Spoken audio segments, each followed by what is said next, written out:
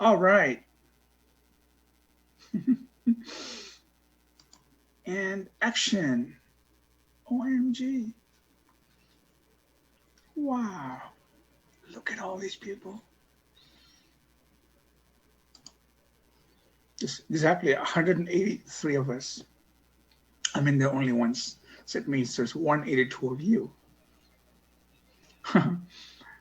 Jackie says, "What's up?" Hi, Jackie. Jack Lee, not Jackie. Hi, Jack, sorry. Deep says, "Hey, Vignesh." Hey, everyone. Okay. Hi to all of you as well. Maybe I should start the class. Can Dan confirm? May I please start the class? Dan? Hello, everybody. Yes, you can start. Oh, thank you so much. Ooh, check it out. Go Bucks. Drink up. All right. Oh, that's some nice whiskey. I'm kidding. It's coffee, okay? Actually, coffee. Here's a pro tip for you. If you fill your coffee cup with wine and you don't want people to know it, just blow on it. Pretend it's hot tea, okay? No one will know. Tips from the experts. Yeah, it actually is. It is whiskey. How did you know? Vignesh, you're not supposed to know. Oh, logo. All right. So we are here to talk about data. So let's actually do it. Yeah, OHIO, very nice. Oh, right. I can do the Ohio State cheer, I went there. So check this out. I'm going to minimize things and I'm going to put something up. Where is it? Okay. So go back, start sharing my screen. Share screen. Oh, can you please enable my screen sharing, please? Yeah, give me a minute. The 10 people are in charge. They're pretty amazing. They take all of this and package it up into a cool little video, which you get to see after this class. Please try and be live for the class. Do you know why? Because I'm live, right? So you should at least repay me the favor and be live. I could make a video, and just keep reusing it year after year, but they'll bore the heck out of me. Uh, right. Hey, very cool. Yeah, it's a fun class. Please feel free to jump in. So Jack said big database energy. Ah, you Yeah, have no Professor. idea. 2:30. Can you check if it's allowing you to share now? Yeah, it still says host disabled participant screen sharing. Unfortunately. Okay, I can. Is it whiskey energy? I'm going to tip it as far as I can. You can tell. OMG. Oh, it's not whiskey, okay? All right, stop it.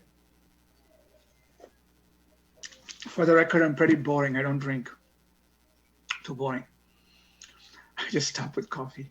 Just straight milk. Yeah, I did put like a ton of creamer in there. But it's some very strong hazelnut coffee. Okay, I'm going to try again. Share screen. Oh no. Host disabled participant screen sharing. Oh no. Give me one moment. I have to work on the permissions. Okay, got it. In the meanwhile, I'll just keep chatting. So what else can I show you? Let me show you this. So I painted this little hummingbird last night. Hummingbird. Okay. So I have a lot to tell you guys. So as soon as we're able to share the screen, we'll jump right in. I think the class will go like this for the first roughly half an hour till about 5:30. We'll do some mutual introductions. I'll ask a little bit about you, or I'll walk you through what the structure of this class is. So first of all, this class is pretty easy and it's fun. So that's the best kind of class, easy class and fun class.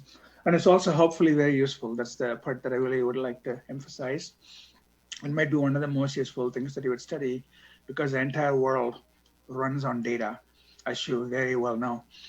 And most people in the world just use data, knowingly or unwillingly use data. But then we're the kind of people that actually want to manipulate data. So not just be a passive participant, but actually do something with it, analyze it, plot it, look at it, concatenate it, all of the above. So that is really what this course is about. The first 7 weeks roughly before the midterm, the syllabus, the curriculum that I'm going to show you looks a lot like a traditional undergrad database course. So probably a lot of you This class is almost 370 students, which is like a very large class. I would guess more than 50% have probably taken some kind of undergrad class. So you might see a lot of overlap because there's only so many things you can say about relational databases. But I still try to tell you some things you might not know about, fill in the blanks with some history, tell you a little more about normalization, performance tuning, on and on. So that is the first half, more familiar material. But after that, I completely change it. In 2014, the head of the CS department said to me, please change the course because students think that they've heard it all before. Until 2014, the entire 15 weeks was all only relational databases. Jeff Miller is disappointed. Yeah, Jeff Miller actually went to ITP. So, but then I changed it like crazy. And so the second half is pretty much all non-relational data. It can include anything from spatial data to every kind of NoSQL database you've ever heard about. So we'll have a ton of fun. And I do talk about data science and even machine learning because those things are all data related. If you've not taken any course, that's still fine because this class has no prerequisite whatsoever. We have an undergrad class at USC called 485, and that used to be a prerequisite. But over time, we found that so many other departments, students from other places, even business school, even music sometimes, they come and take the database class because everybody wants to know about data. So we took away the prerequisite, which means I don't assume that anybody knows anything. And so I start from scratch and tell you everything. So don't worry if you have not taken any class. So CG says, but I've used both relational NoSQL. Yeah. So then for someone like CG, what's going to happen is hopefully there might be some things you didn't realize. You simply were a user, but now you might understand how it all works. So Aiden says, I don't know anything. So that's just totally fine. Yeah. So once again, let me see. Jeff Miller is disappointed. That's funny. Jeff Miller used to be my next door neighbor. And then he left before COVID-19 hit. And after COVID-19, no one went back to the office since last March. Seems like forever. Finally, when we're all out and about on the street, I think for a few months we wouldn't know what to say to each other because we're used to small little squares of people, right? So there'd be social awkwardness across all age groups, not just teenagers, but everybody, tweens, preteens, anybody, old people. We just don't know what to say. Cannot find the class in Piazza. Okay, so sharing should be good, Carrie says. Hey, there's Carrie. Oh no. Carrie, it still says host disabled participant screen sharing. Okay, one moment. I'll make you host then. Okay, cool. Sounds good. All right. I'll play host. I'll play nice. Kick people off. 2 strikes and you're out.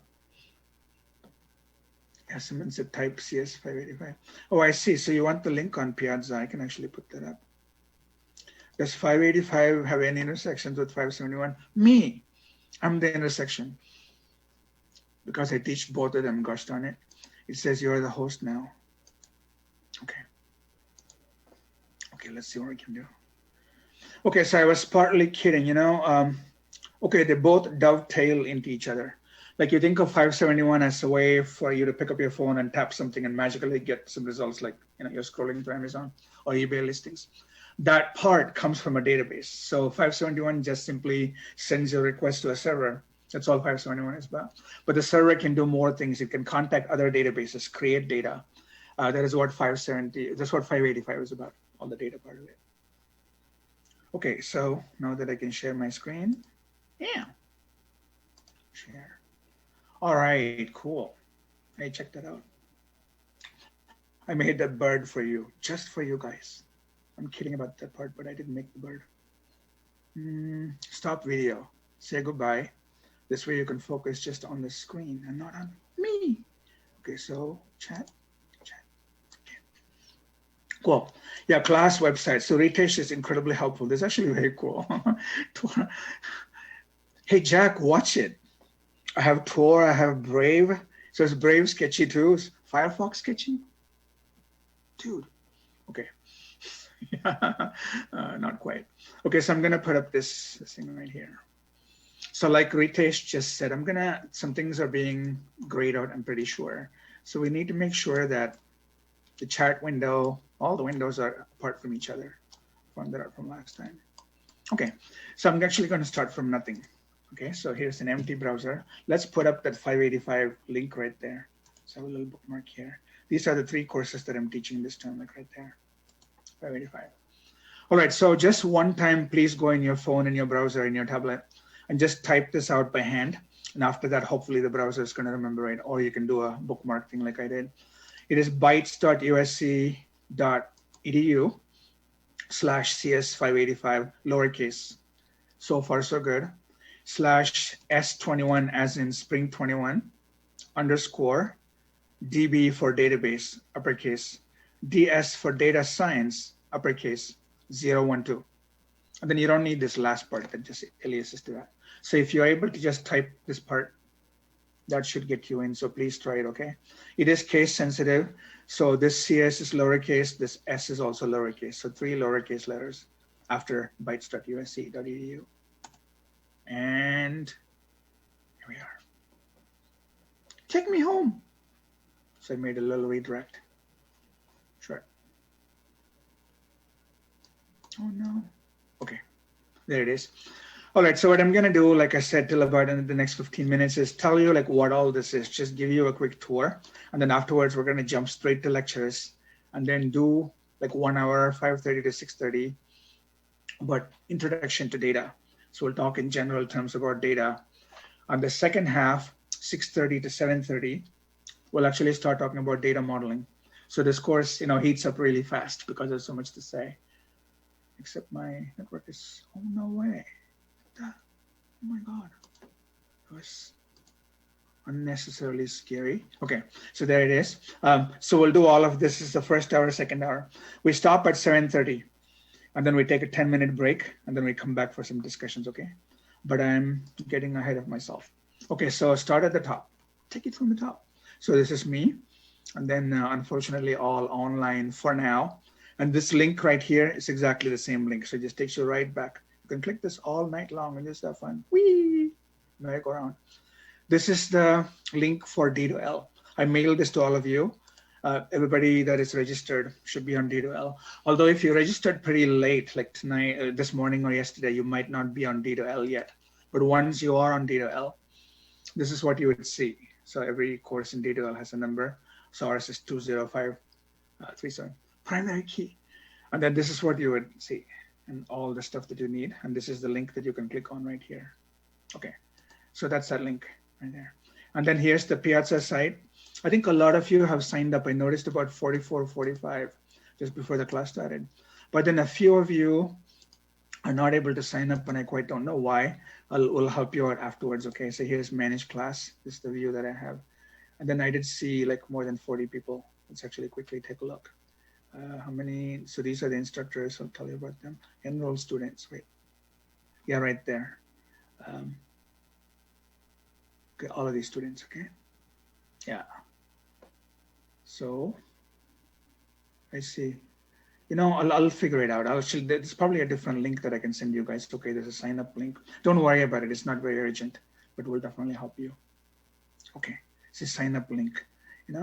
Okay, this one is very weird. Let's actually try this because it does have a spring 2021 URL.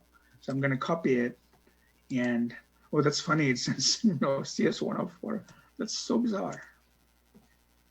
Oh, send it to everyone. Yeah, what Josh said. Okay, so that might help you. It is CS585. But again, let's not worry, okay? That's not important now. You will be on D2L for 4 reasons. One reason is it's the easiest way to join the meeting. You just click on it.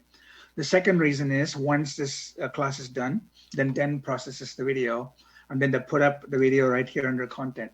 So every week you will have a new video for that week. So like lecture 1, lecture 2. And then you can start watching those videos anytime you want. The third reason to be on D2L is that is where you're going to submit your assignments. So I'm going to start setting up homework folders, and then the graders can pick up your homework from here. And then the fourth reason to be on D2L is this is where the graders are going to enter your scores for the various homeworks and then the midterm exam and the final exam. And this is where you will first see your letter grade at the end of the course. So those are the reasons to be on D2L. There's no other reason in the sense our course materials will definitely not be on D2L, okay? So I'm going to actually exit D2L. Don't need it anymore. Okay. So, and then I love graffiti. I'm a pretty good graffiti artist, So, but I did not make this one. So data heroes. So what this course is about, officially the USC course catalog describes this course. It's a little bit old fashioned, the way they do it, but I still want to show it to you. It says all of this. It says database system architecture. Yeah, a little bit, but then this course is not really about how you write Oracle or how you create MySQL. So that's not 100% true. This is true, definitely. Conceptual database models. What is the notion of modeling data? So every piece of data to be useful has to be modeled. And then different kinds of, like data models. So we'll do that. But maybe not so much interfaces. Definitely not the implementation. This is not a course on like writing software. That's a database. Integrity, security, concurrency, recovery, yes. And then preparation, relational database, SQL. So this is all true, but then it's not required. It's highly optional. Okay, so most of what it says in there is actually true. And then this is my own description, which I actually put up in the course catalog PDF. It's all about data. So the bottom line is, we'll talk a lot more about data than about specifically relational databases, for instance. So hopefully you'll come out knowing more than you did before you got in. That's the whole idea. And then I also try to balance theory versus practice. So theory would mean how many kinds of normalizations are there, 1, 2, 3, and then maybe keep going 3.5, 4. But what is the point of this? Like, what does the world do with it? Where did they stop? That is the practice of it. So passing grade in 485, all this is like optional really. There is one thing that we definitely require, which is you need to be able to code a little bit. This is not like 571 where you'll have a Python homework, a JavaScript homework, like maybe an Android homework. Here it's pretty minimal. They would do some SQL programming, but you might also do a tiny bit of R. Although you don't need to know the R language, we'll give you most of the code. You just have to tweak it a little bit. Same for JavaScript. So if you're deathly afraid of code, then maybe this class is not for you. Otherwise, don't quit just because I said it requires programming. It's not really a programming class. It requires minimal programming, occasionally a little Python even, or a very interesting language called Tinkerpop, which nobody has programmed in. So you're all in the same boat. All right. So the course links one more time are exactly the same thing. This exact same thing up here. And then the heck is that? Huh? Jack Lee. Oh my God. Okay, study group. All right. Try and use Piazza as well if you want.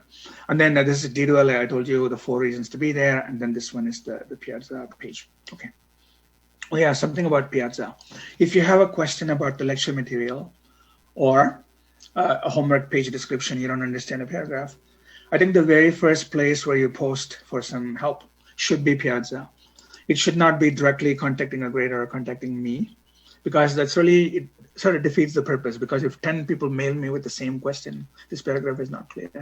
It's a waste of my time really to answer the same thing 10 times. So go to Piazza first, please, okay? This way you guys can even help each other. I highly encourage that. And then all of us, there's a lot of us that are going to help you. We'll all keep an eye on Piazza. So one of us will jump in. So please try and avoid personal emails. Between these 3 courses that I'm teaching, there's almost 800 students. And so there's going to be a tsunami of things for me to deal with. So if you mail me, you might not hear back on time. And so that's another reason to not directly email. But that said, if you want to meet for office hours, absolutely mail me. We'll find the time, okay? Because I'm required to have office hours and I will have them.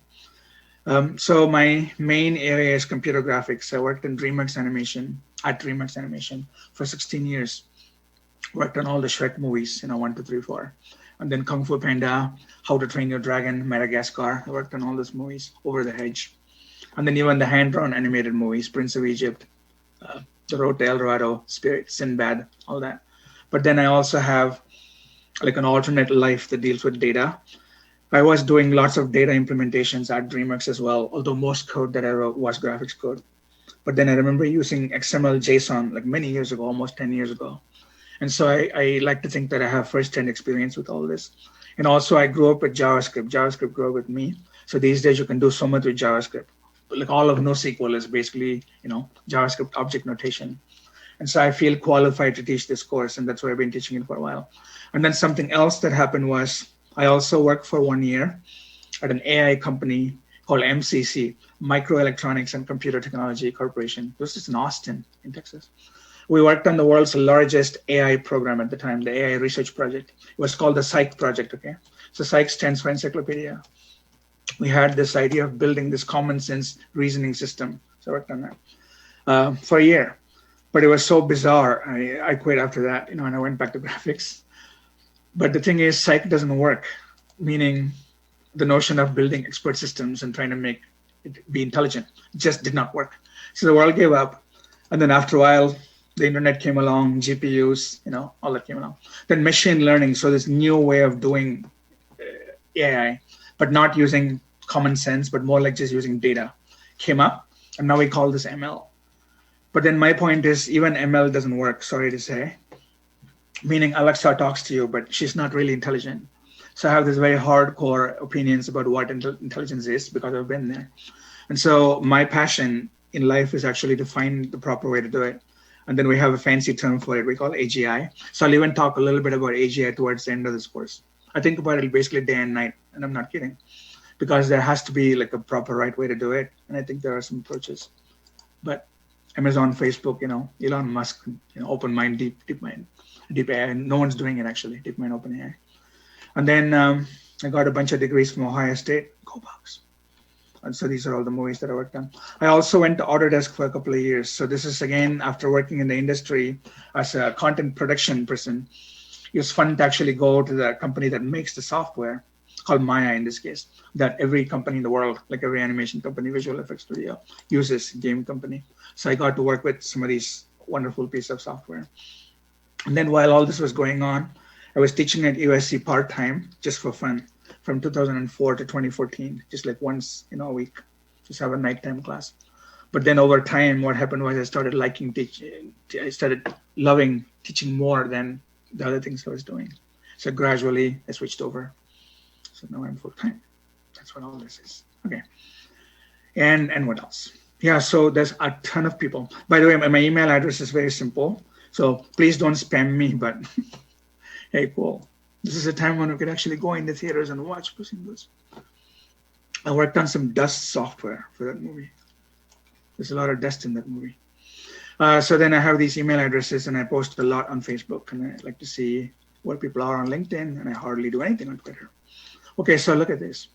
There's a bunch of TAs. There's actually 9. There's one more that's missing, Richard Shu. 9 TAs. And then look at how many course producers, 12. So these are all students, my favorite amazing students who all took 585, so that they know the course material inside out. Yeah, you can ask them all kinds of questions. So there's 12 plus 9 plus me. It's a ton of people, right? So 22 people willing to help you. Therefore, please don't struggle. If you are stuck on anything, no need to actually suffer in pain. Just come and post on Piazza, find us, we'll help you. Okay.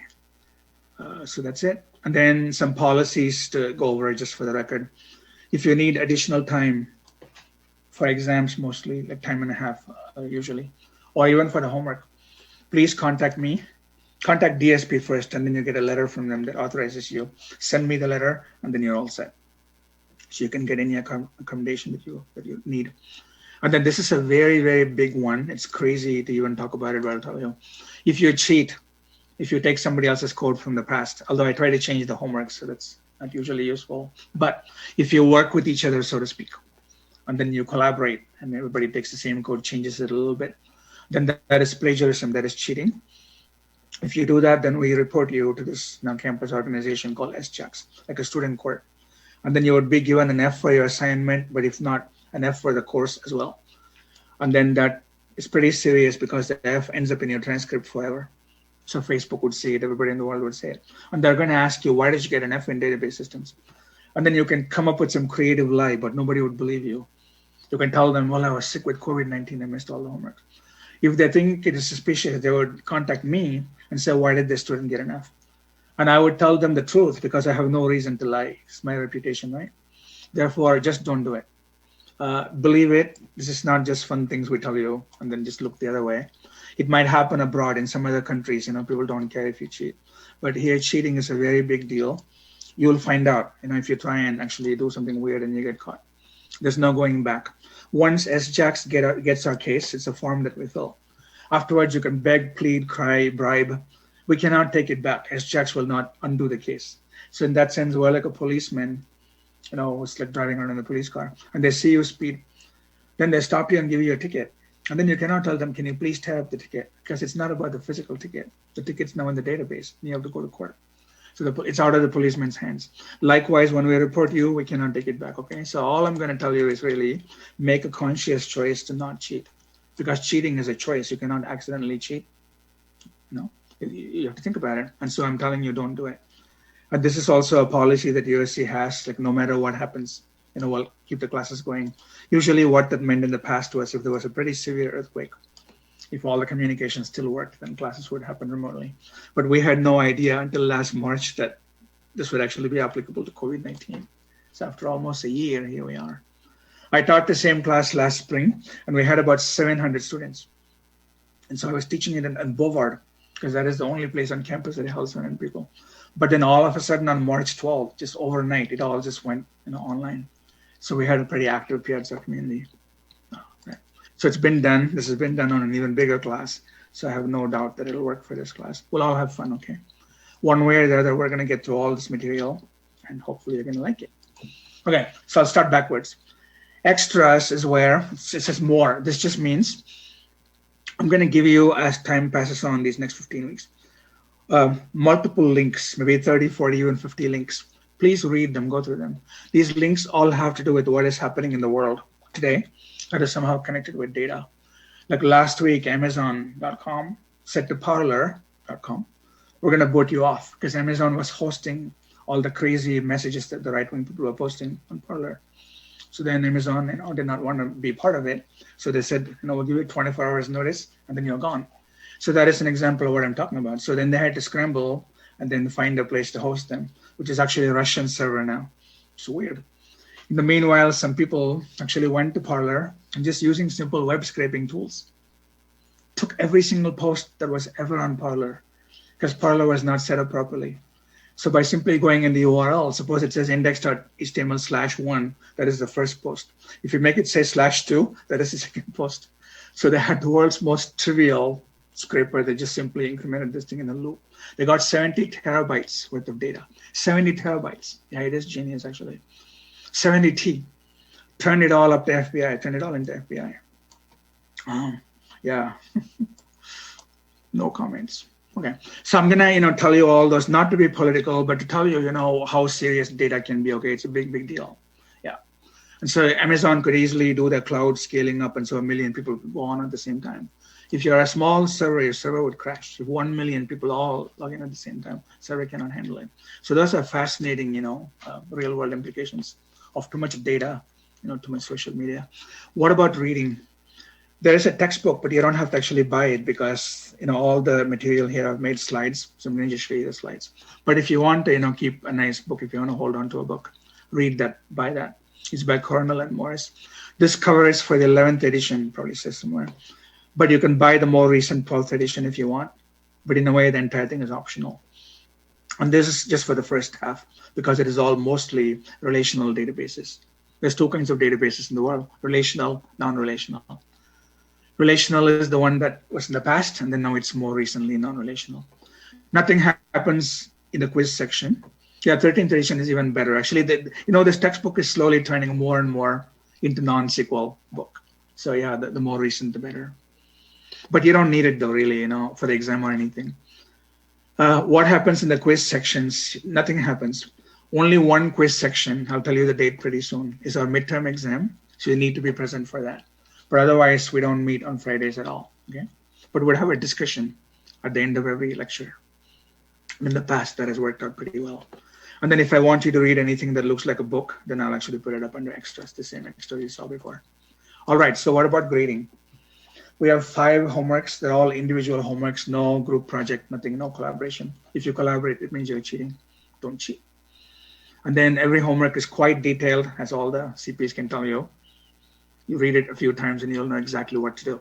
If you don't, go to Piazza and then just do what it says. If you're late, because homeworks do have deadlines, every single day you're late, you lose 10% of the number of points. That's pretty minimal. In many courses, you would lose 24% per day. So this one is pretty lightweight. And so if I give you such a minimal penalty, then you shouldn't take advantage of this and just mail me and say, can I get 2 more days for homework 4? Because, I need to go present the paper somewhere. Please don't ask for all of that because I'll keep saying no, because everybody, all 380 of you have other things going on and you all have to somehow make it work. It costs me nothing to give you an extension, but it's not fair to the other students, okay? Because everybody would like an extension. So you have to just somehow get a way to, yeah. So those links don't work because they're not supposed to work. This link works, okay? It's almost like a password, do you see? So no Googling. Yes, that's on purpose because I put up an empty index.html with 0 bytes. All right, so regrading. We do allow regrading. That means if you get a lower score than you think that you deserve, you can then go to your grader and tell them politely why you think you need more points. And then if there's a disagreement, then they'll kick it up to a TA. And then if the TA can't handle it either, then I can look at it. Yeah, there is. So if you are a little bit more patient, I'm getting to that. Yeah, for sure. There's everything, almost everything. All right, so where are we? Regrading is okay, but don't wait till you do your final exam and then you did not do that well in the final and you decide, wow, I think I need more points in homework too. You shouldn't raise these requests at the end of the term because then it puts pressure on all of us, mostly the CPs, because they have their own exams and other things going on. So we're not going to entertain any regrading request if it is 7 days past, when you actually get your score. Okay, if it is too late, we're going to say sorry. So please be mindful of that. And this is the place where the homeworks will show up one at a time, but right now they're all broken because I'm going to turn them on, as and when they become available. I cannot enter the pizza. I don't know what that means. Exams. Okay, so exactly a midterm exam and a final exam, and I'll tell you the dates very soon. Again, what you cannot do is ask for some so-called alternate request. You cannot tell me, can I take the exam 2 days early, or whatever, because again, it's a very large class. It's not fair to others to give you extensions or accommodations. Plus, if 100 people ask me for alternate dates, there's no end to that. So again, that's one thing that you have to make it work. And then finally, this is also something you cannot ever ask. If you have a low score overall, so finally at the end of the class, you have 80 out of 100, and everybody that you talk to has 94, and you feel bad and you think, wow, I think I need more points. So you cannot mail me and say, can I have an extra homework? Or can you give me a term paper that I can write? And you can give me 10 more points. That is so weird, right? Because that's what you're asking me ultimately. Can you just give me 10 more points? And that is so unfair. Because then I have to give the others the same chance to earn the same 10 points. But that is not fair to them either, because they might not have the time to work on something to get 10 more points. Meaning, everybody gets what they get and they stay with it.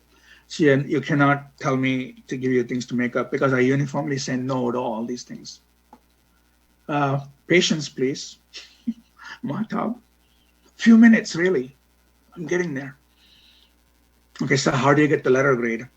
There are these 5 assignments, right? Each assignment is worth 6 points. So therefore, 5 times 6 is 30. And then midterm is 35, final is 35%. So overall, 100%. All of you are graded exactly on how much you get out of 100 on a relative basis. What that means is I don't have a range that I can give you that says 85 to 90 is B plus and 90 to 95 is A minus. Nothing like that. I don't know. You don't know. It is like a Schrödinger's cat. Nobody knows until you all do the exam. Likewise, I also don't have a percentage of students whom I think should get an A. Say there's 380 students, I could say 10% of you would get A's and nobody else is going to get an A. That means only 38 out of 380 would get an A. I don't have a scheme like that either. It's fully all literally up in the air. You're all in this together. So then you ask me, then how are you going to find out what the ranges are? What is an A, what is an A minus? I look through all your scores, sequentially laid out, I plot it. And then I look for natural breaks. There's always a break. There's a little gap in the score distribution. And then I make the cutoffs fall exactly where the gaps are. It's a very strange way to do it, but it works. And not only that, it's like a bell curve, yes. But it helps you way more than it helps me, so to speak. In other words, if I do it more strictly, far fewer of you would get A's and A minuses. But if you do it my way, many, many more actually get A minuses. And like I said, it's worked in the past. Nobody's ever complained, but that's what it is. But the one absolute is, this course is pretty straightforward. If you pay attention, you do your homework and your exams, you're going to pass.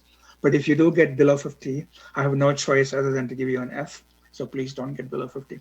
This hardly ever happens, by the way. So every 2 or 3 years, maybe one person fails. So no need to literally fail this class. Don't.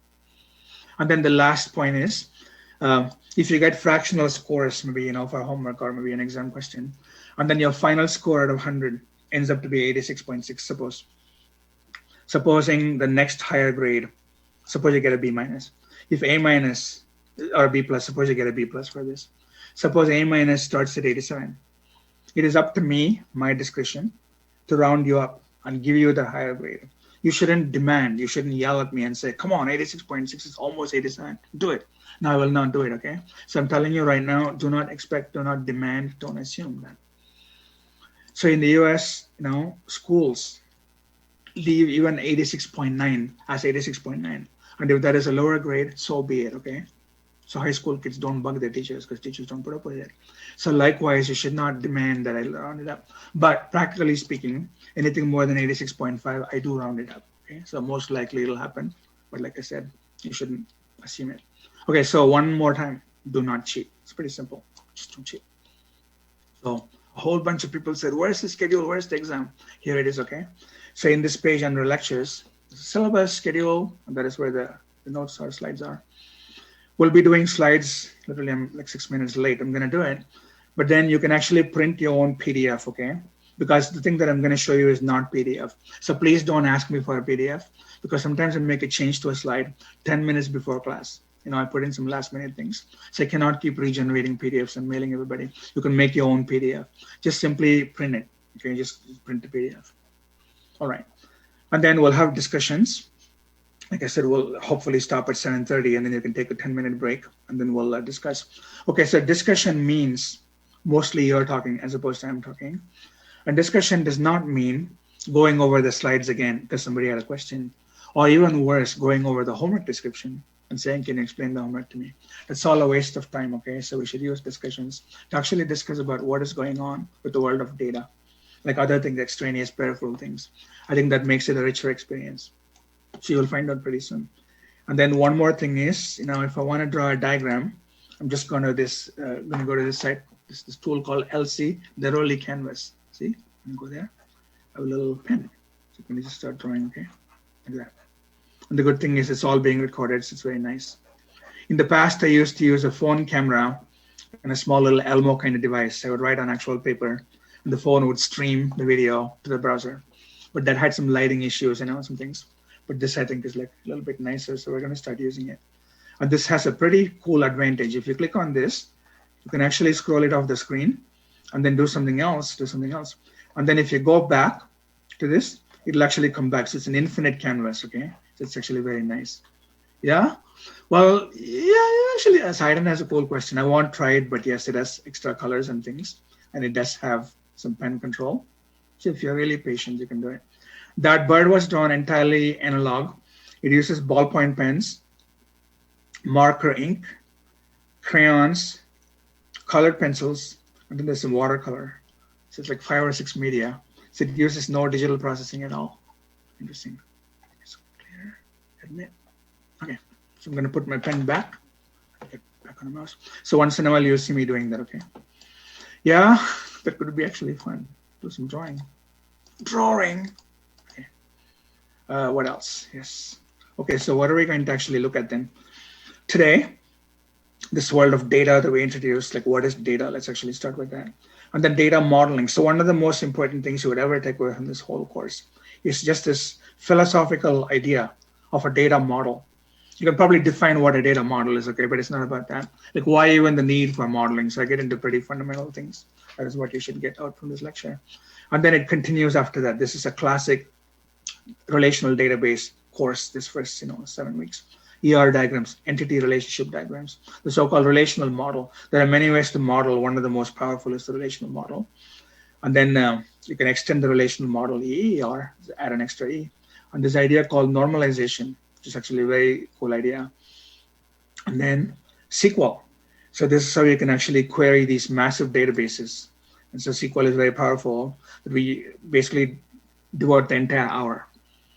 As you can see, this is only a meeting once a week. So it's actually 2 classes doubled up. Like 571, I teach on Tuesdays and Thursdays. So, but this class happens only on Wednesdays. So usually it's all 2 topics, per lecture. But only for SQL, there is so much. that we do like one big lecture on it. And then more database management. How do you distribute? How do you do transaction management? And then how do you connect databases, to like other things, including web servers actually. So this gives you a tiny flavor of 571 from within 585. And how do you make databases run pretty fast, which is always useful. And then this is the introduction to data science. Before we called data science, it used to be called business intelligence, BI. So we'll do BI. Then BI naturally takes you into the world of like machine learning, everything. But then there's also spatial databases, right? Here, spatial databases, which is like a newer kind of data. Yeah, the schedule, there's no schedule yet because it depends on exactly what I cover, when. I can make up a tentative schedule, but usually, that's not published ahead of time. That way, I can be a little bit more flexible. But you always have enough time to finish. Nobody is really worried about running out of time, okay? Cool. Okay, look at this. I could have had the midterm on week number 8, that Friday. But if you look in the course schedule, that Friday happens to be a wellness day. So wellness day is how we broke up spring break into 5 little pieces and then gave you days off. So that literally the middle of the week, because the 8th week is the middle of the week, 15 weeks. I'm not able to have the midterm be there. Therefore, I moved the midterm this way as opposed to moving it 1 week earlier. So this will be the midterm date, okay? It's a Friday, March 19th. And it's going to be 3 to 4:50 p.m., 4:30 p.m., quiz time. So that is the only quiz slot that we end up using for the entire course. The other 14 weeks, you can do whatever you want. That's why if you have conflicts with other courses, you're free to actually sign up for those other courses. All right, so before the midterm, again, we draw this dark line here that says, wow, it's a brand new world. And then the world consists of spatial databases and this very big idea called NoSQL. So lots of things that are hiding under the term, so we'll cover them all. And then a very radically powerful algorithm called MapReduce, but not just MapReduce, but many more things to go with it. Just as one example. Sorry. I wish, can you move this up? I don't know if you guys can see, but I have this red, green, you're sharing screen, stop share. But when the one disappear? Okay, but watch this though. I just typed the word data. I'm gonna hit 1, 2, 3. Okay. So it took about a second. Usually it's less than a second. That's 8.5 billion results. That's like how many people are in the world. Okay. And that is actually true. If you take the time to scroll through all of them, you will actually get many links. How is that even possible? Okay. So how can any system come back with 8.5 billion results that all have the word data somewhere, as you can see? That is the magic of this one algorithm called MapReduce. So we'll definitely cover that. And then the newer things that came along after that. And then that takes you into this world of data mining. So once again, data mining and machine learning together, we call it data science, okay? So I'm gonna cover some data mining algorithms and also machine learning algorithms, basically backprop, and all the other things that go along with it. But this is obviously not any machine learning course or anything. But the emphasis throughout all this, it's all data related.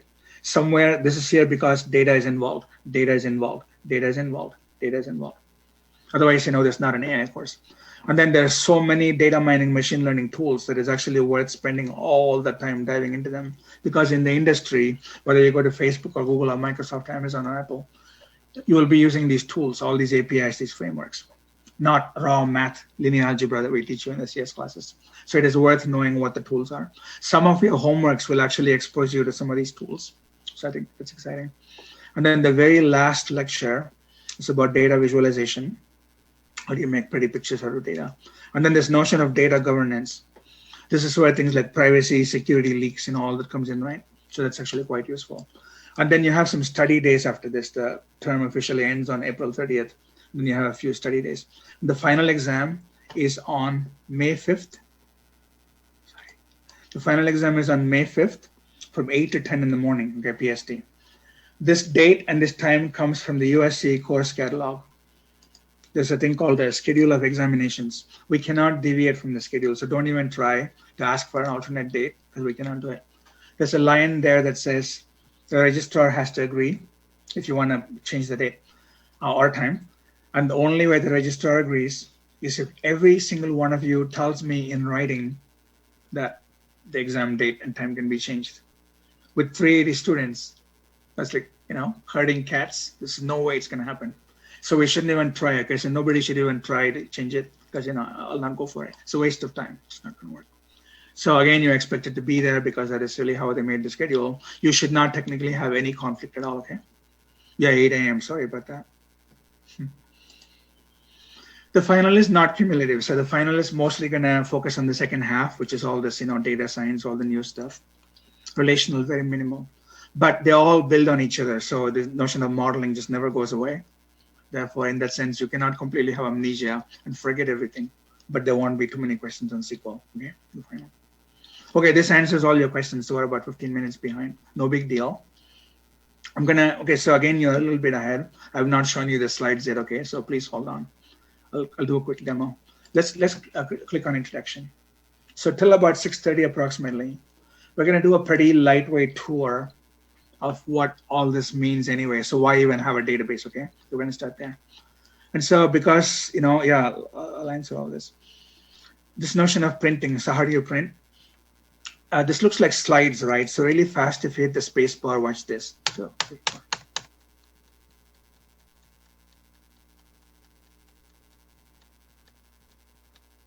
all right, done. Cool. We should go through the whole course this fast. Okay. Now, if you have silicon brains, one day it'll actually happen. Okay. So if you try and print this, then you guys are all correct. If you go and print it. Wow, Sonia, go Sonia. Then you can do save PDF. You can do like all, I have like so many drivers, right? You probably have many drivers. Okay, so one way or the other, find a way to print it. And then be in landscape mode, more like a slideshow, right? Like a classic, like a slide. So don't be in the other mode. But if you do this, you're only gonna literally get that one page. So what you need to do is there's some HTML magic going on. You can either click there or you can press the A key. A stands for all, okay? So when you say A, then immediately what happened was it became one big web page with all those so-called slides. Imagine me doing air quotes, okay, with my fingers. They're actually not slides at all. It's one massive HTML page, which is called slides.html. Now when you go and print it, you can print them all because it'll actually show it to you. So that is the magic, okay? So before you print, hit the letter A, and then you can print it, right? So now all those pages, and it's beautifully formatted because you get exactly one slide per page, which is how it should be. It is magic. It is magic because of something else. If you press the letters, let's go back to the slideshow. A is a toggle, okay? So A just toggles between slide and non-slide mode. So when you're in slide mode, you're going through all of this. Suppose you want to show me slide number 20. You don't have to follow it like a linked list one at a time. You can do nonlinear access. For that, press the letter C. C as in table of contents, C. No, you don't need hard copy at all. No. So press C, okay? Press C. So C will instantly give you that. So I can just go to anything. So early databases, file systems. It just jumps you to anything you want. So press C again, and you can go back. Press C again, go to the end. Cool. So C. And then all this is possible because when you right click and you say view source, you notice something very interesting. You see? All of the HTML is here. And then there's some thing at the very bottom called slidey, which is JavaScript. So this JavaScript takes like all of the HTML page and formats it as if to be a slideshow. So there's lots of cool things that are going on. And then you could do all this on your phone. So if you're viewing all this on your phone as we speak, then everything that I said still works. And then you don't have the A key. And that is the reason why we have these stars and things. So there's actually little arrow keys. Do you see there's a tiny arrow key? So you can touch this with your finger on your phone, go forwards and backwards. And this functions like the A key, these little stars. This is the A key. So you can do all of what I did for you on the phone. And then you can scroll really fast on your phone. So there's lots of neat things that are going on. Okay. Is it necessary to have a hard copy of these for the exams? I don't think so. You don't need a hard copy. This site would be forever, by the way, meaning even after I start teaching fall 21, this link won't change. So nothing here would change. So hopefully if you click on these same links in the future, they'll all continue to work. So in that sense, you don't have to actually download anything. Okay. If all those questions have been answered, then I think I'll talk about, data. All right. So in this introduction, it just simply says, this is chapter 1 in your book, by the way, if you have the book, database systems. So what are database systems? You will learn the difference between data and information. So there's actually a difference between them. So we'll get to it. And then what is a database? And then, how many different kinds are there? And then, why do you have them in the first place? And then this idea of design. We'll keep going back to design throughout the course, but just now a little flavor of like what design actually means. And then how did databases come about? So before electronic, computers, before digital computers, there were databases. What did they look like? So they're mostly things like pieces of paper. So they're called file systems. And then they went on the computer, and then they actually became modern databases like Oracle. What else would you learn? If you use files, which I have not told you yet, it's a pretty bad way to manage data, so please don't ever use the so-called file system. So these are all historic, by the way, these slides. No one ever does this anymore. But just if you were to go back and do things with the file system, what kind of flaws would exist? But then it's more about this that we should talk about. What is in a database? And then a database management system. We use this acronym a lot. This just simply means a running copy of a database. Suppose you have Oracle installed in your laptop or MySQL or anything, then you call it a DBMS. Okay, it's simply a series of processes, like Unix process, Windows process, Mac process, that all ultimately handle data. Okay, so first things first, data is not information. We start by comparing those. Acrobat OCR. Oh, okay. All kinds of conversations are going on. So what you call data, you call them raw facts, okay? If I ask all of you, tell me your undergrad GPA, then you all start typing like numbers, and I see all these numbers here. If I just write them down, or I copy and paste them into a little text file, then that would be called data, because it is simply facts that I gathered. Or maybe the temperature sensors, throughout the country, and they constantly measure temperature every, 10 seconds. If you throw all that into some kind of a, file, that would be raw data. Raw data is not very useful. It is useful in the sense you collected that. That's a good thing. But no one can just quickly take a look and say, who's the person with the lowest GPA? Or for this group of 370 students, what is the average GPA? If I can know that, that might tell me something about the group as a whole. Suppose the average GPA for all of you is 3.96. I'd go, oh my God, this is a whole bunch of super smart people. Then I can start ramping up the course material. I can tell you like more challenging things. On the other hand, if the average for this group was 2.3, then I have to worry about the future things I'm about to tell you, right? So it becomes meaningful, and that is information. So it's almost like squeezing data and extracting something meaningful out of it, and then you call it information, okay? So you go from data to information only by doing processing. The processing can be as simple as just sorting this data. If I take all your GPAs and I sort it, then if I take a look at the very top, I have the lowest GPA. If I look at the very bottom, I have the highest GPA. Then I can have a so-called range. I subtract one from the other. Or I can find the median, or I can find the mode. So all those statistical things I can do as soon as I start doing a little data processing. I can do the standard deviation, right, after I find the average. So how far apart are the others from the average? Okay, so that is all called processing. And then you start to learn more things from the data that you gathered. This thing that goes from data to information is also what machine learning is about. Because in machine learning, humans just create raw data, and then you hope that the system becomes intelligent, turn it, the AI program, the ML and algorithm, turns that into information. This is also what we do in data science. In data science, when you run all your data mining algorithms, you turn data into information. So this, keeps repeating over and over, although it's literally the very first slide. And then the rest are all just like obvious, so data, you manage it, and information be accurate. I won't read through all of them. Many things are not relevant. I'll only point out the most important things, okay? The exams that we have would be nothing verbatim. I'll never ask you, give me 4 bullet point differences between data and information. That is pretty silly. That is so weird. I would never ask you that. Because Alexa can Google that for you, right? So if it is something so obvious, that should not be in an exam, I only ask you what you understand. Just literally like between the lines, so to speak. So we don't have to really read every word. It's not really useful. If you see me skip things, it's because of that. Okay, so database. These days, you don't write things down on a piece of paper. Usually they go in some kind of an electronic system. That system is called a database. And so then the database holds a bunch of things. It obviously holds data that is going to, be of use to somebody. If the USC course catalog, the data that's in there is all the courses that you can potentially register. That's a good thing. In addition, database systems also have extra data that many of us don't get to see. It is called metadata. So it's called meta because it is data about data. Only the internal people, the people that run the database that actually enter the data, might be able to see metadata. End users cannot. As an example, in the course catalog, the metadata might say, for every course that is registered, Was the course offered last term or not? Or from 1990 to today, how many times has the course been offered in the past? So there might be all kinds of extra things that might be hidden, or even something as simple as if there's a course name field that lists the name of your course, what can be the maximum like length, string length? Like how long can a course name be? Should a course name be only 20 characters long? Can it be 100 characters? Like a data type, pretty much like a limit for the data type.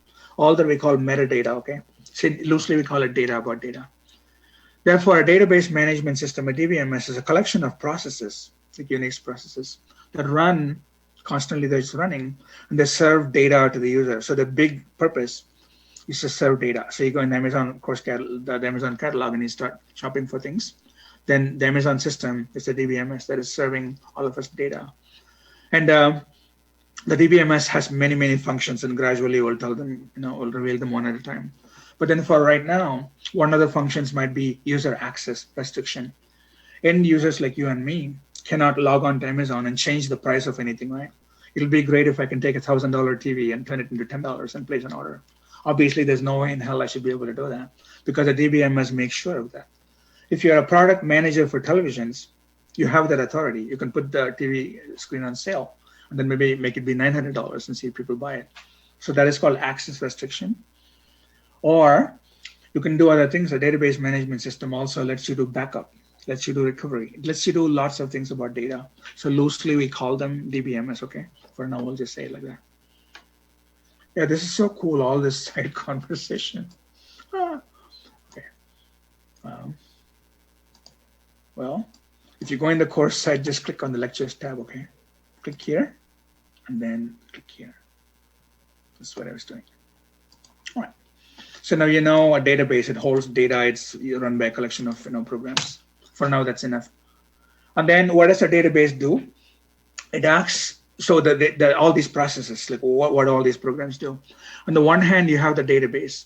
On the other hand, you have the user. So imagine this is the user, okay, the user is here.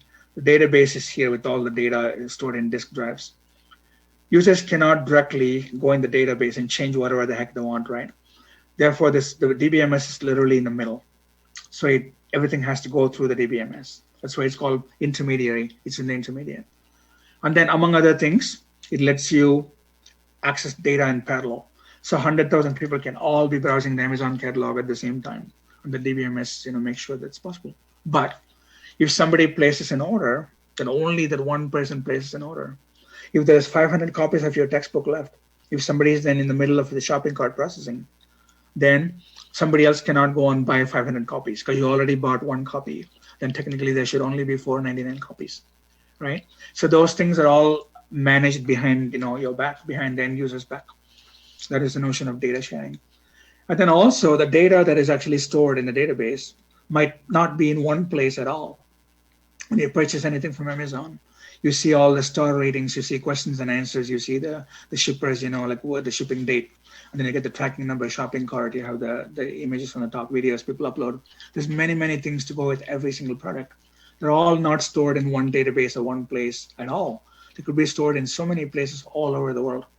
But somehow it's all served to you on your screen as if it's all in one place. So that is also managed by the DBMS. So DBMS helps, a lot with all of this. And then also you are searching, you enter, you show me all the black t-shirts. So the DBMS receives your query and turns that into some kind of a back-end data access. And then it gets the data that you want, sends it all the way back to you. So that is the translation. In other words, it carries out query processing, okay? Like a SQL compiler almost. And then above all, the end user is pretty naive. They go on eBay and they bid on some thing that they like. They have no clue exactly how the auction is handled, okay? So DBMS can do very complicated things to keep all the data safe and make sure that it's not corrupted like all that. So the users are naive, and that is the part of the DBMS. It hides all the complexity. Right? Yeah. So if you can maybe post some of these even on Piazza, that would be good, okay? But if you go on Chrome and you go into all mode and you do print PDF, you should be able to get it. Maybe we'll try it at the very end. Okay. So like I just mentioned a couple of minutes ago, these are the end users. There's thousands of us. The end users can even be other computers. You can have things like a web server can even talk to a database. But the DBMS is here, and then it carefully restricts access to the actual tables. This is where all your data is, data and also metadata. So we cannot directly just go there and change something. You have to go through this. So that's one of the big purposes for DBMS. It's a middleman, middlewoman. And then, so why have a database, DBMS? So why manage all this? Again, because I'll go backwards and we'll get this in a minute.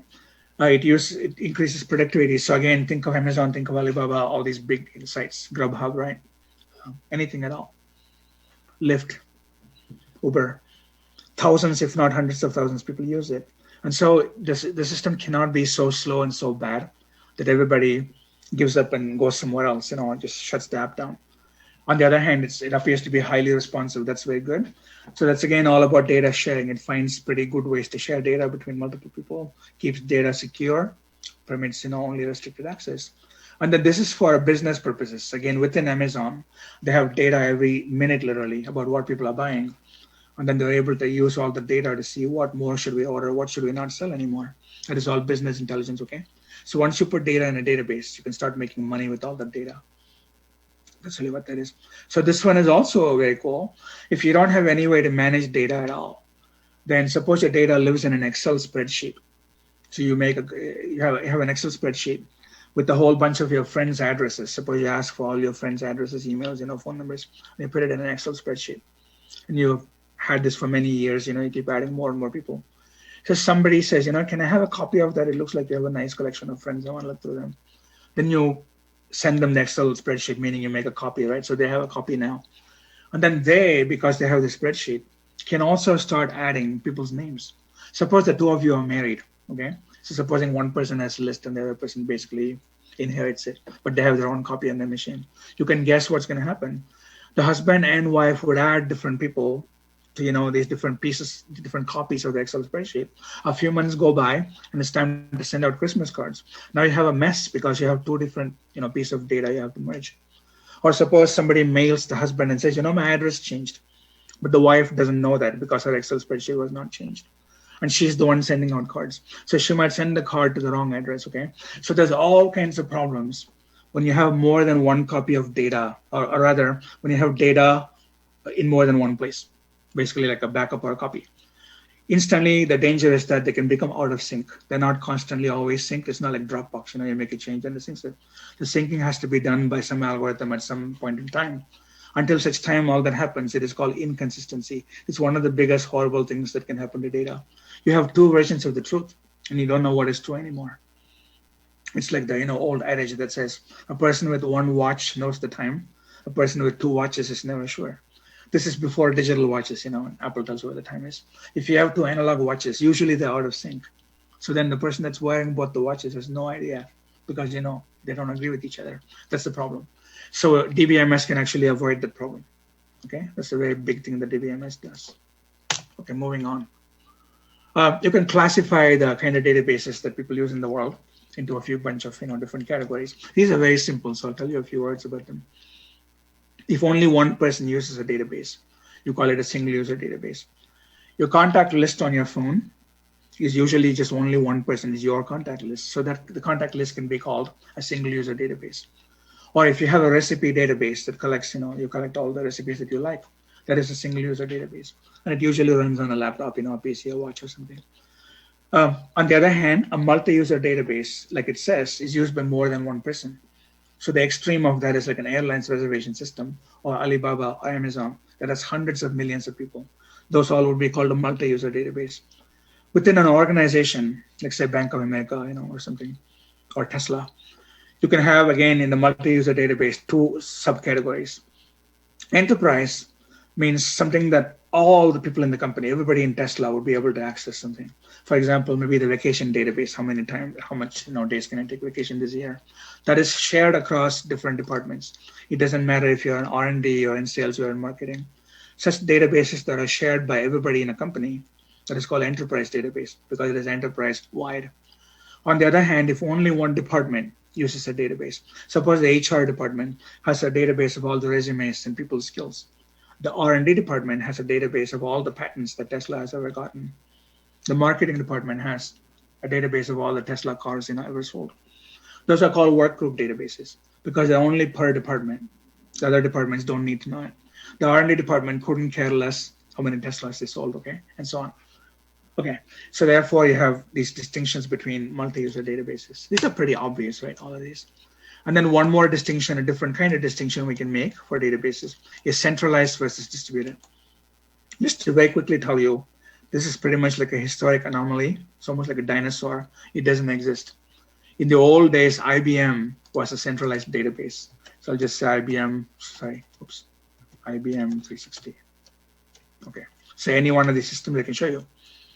They're called centralized because the entire database ran on hardware that fills literally one room. See those tapes? Those all of this contain data. So everything that everybody ever did from any part of the building or even any part of the world ran exactly in this room. So if flooding happened, just like it happened before you guys signed up, the whole declarant system was knocked down, right? Because RTH, had a flood. Okay, so if that happens, everybody is screwed. That is the problem with the centralized database. If 100 million people all try to log onto there, there's no way in heck that the hardware can handle it. It'll probably melt. Exactly, single point failure. So we just talk about centralized systems because they are like a relic from the past. IBM was famously centralized.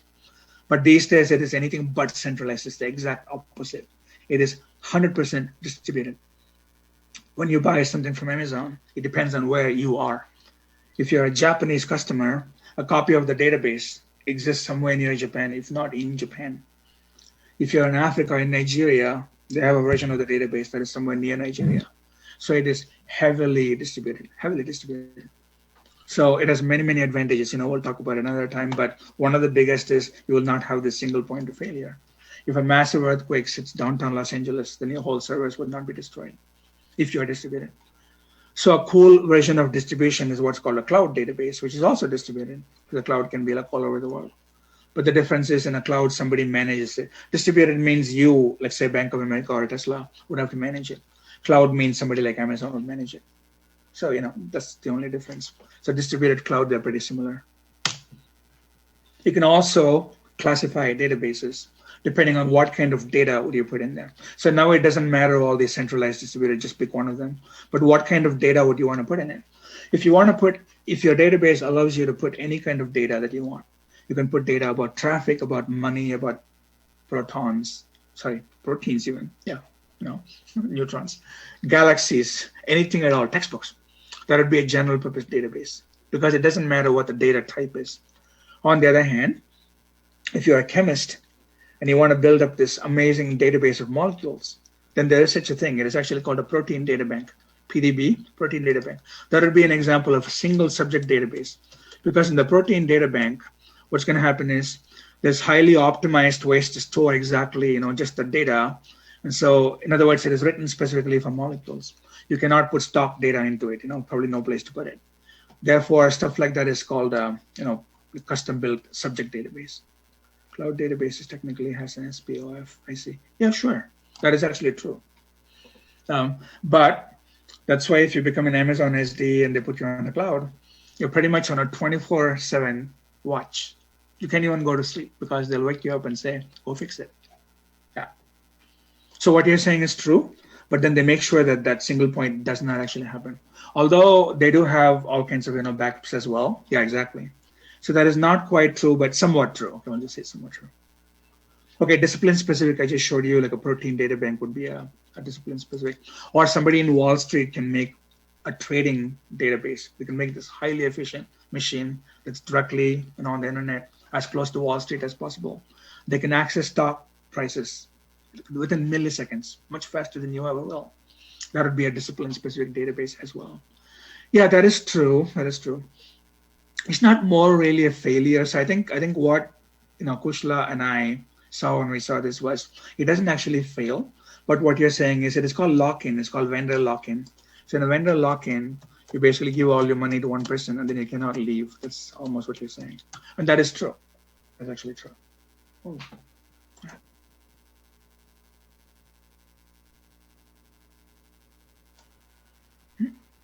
I don't know why I got muted. All right. So I'll just type this vendor lock-in, okay? This is really, same as you cannot negotiate. So yeah, Amazon, had terms of service which Parler apparently violated, and then Amazon threw them off. And they tried to sue Amazon, but Amazon said we have terms of service. Like you can't put dangerous, inciting stuff. Okay. Anyway, we'll let the court sort that out.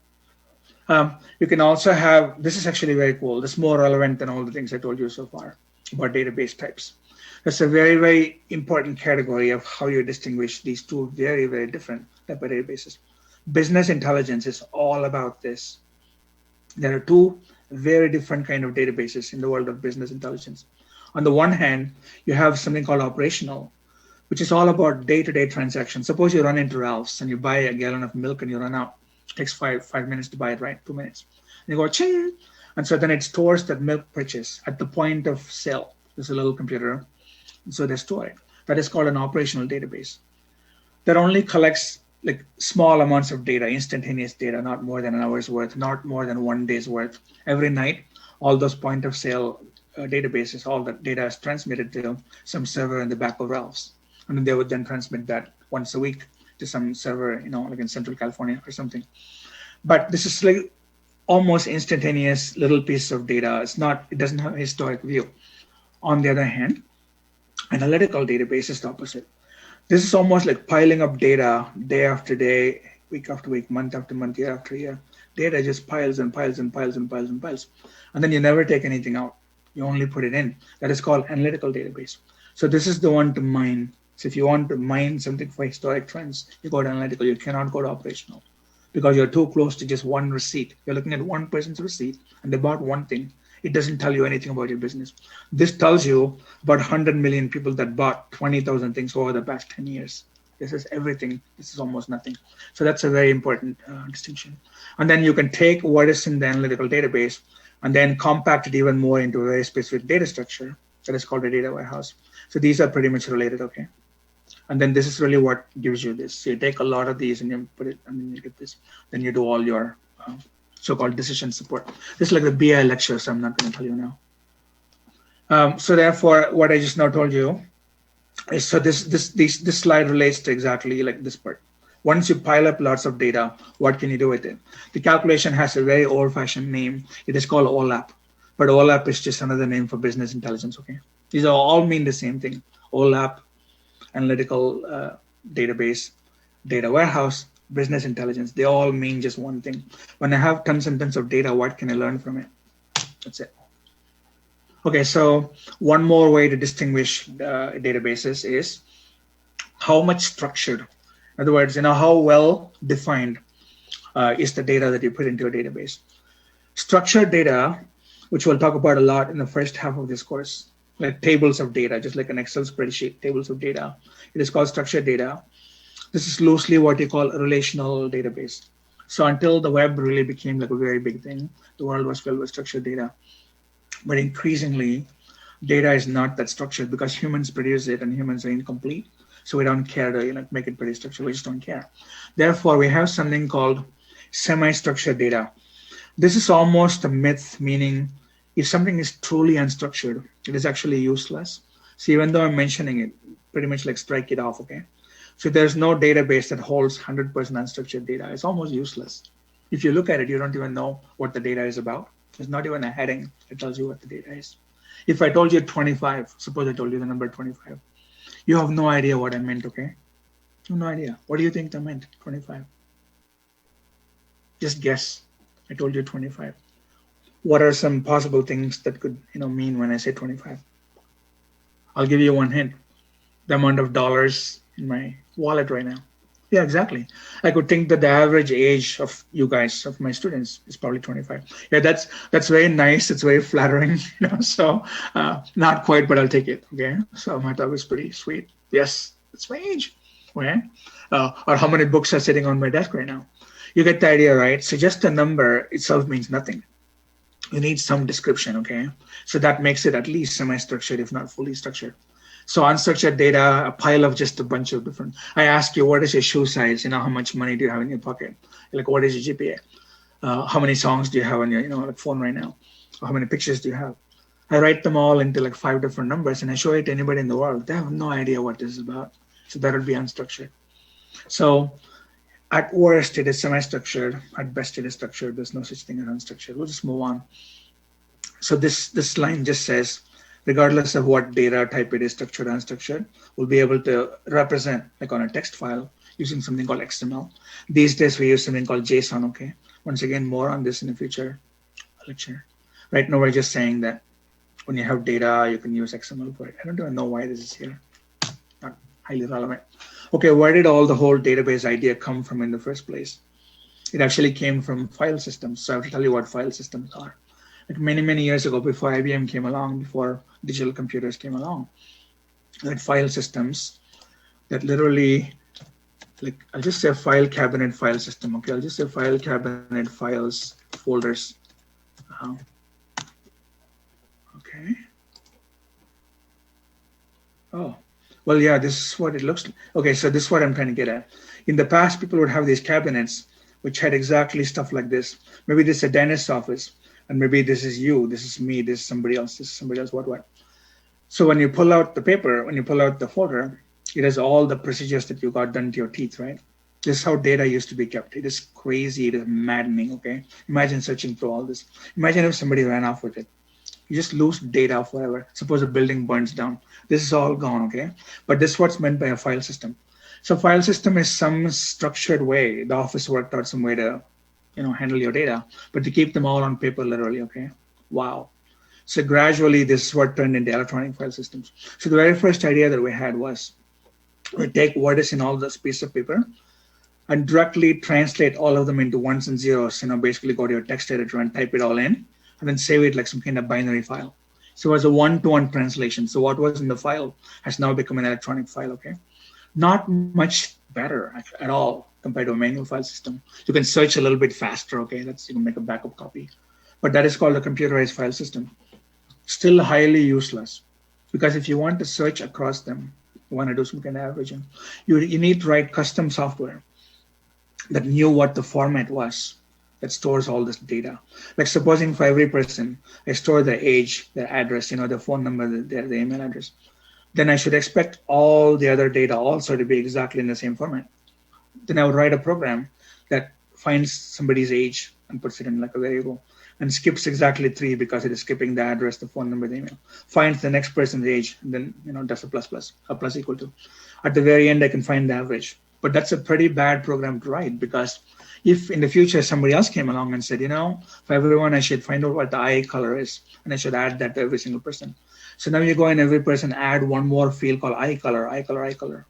Now all of a sudden, every person has 5 pieces of data. But then this program doesn't know that. So you run and you try to find the average age of people, but now you have the eye color. And guess what? This program over here would just crash because it did not know. Now it has to skip +4, +4. Meaning the data changed, the file system changed, but the software that is querying did not change. So it is highly brittle. It's horrible. It's like a one-off thing, right? Yeah. So therefore, we just don't do file systems at all, meaning we don't just put data in random files. It is almost as useless as paper files. And then before we got the full-blown database systems, some people even to this day, in the past they did it more, but now people still do it, is you just use Excel, just go to Excel and pretend that your spreadsheet is actually a database. A spreadsheet is never a database. I'm actually going to draw a little bit here. A spreadsheet has a very different purpose. The spreadsheet's purpose is to ask what if. So in a spreadsheet, supposing you have some rows and columns like this. I'm going to draw something very simple like this. Then the idea is, supposing you put some numbers here, and this is the total of all of that. And supposing these totals are all added up, and this is the grand total. Spreadsheet says, if I double this number, what's going to happen to this? It's a what if, okay, because it's formulas that connect all of them.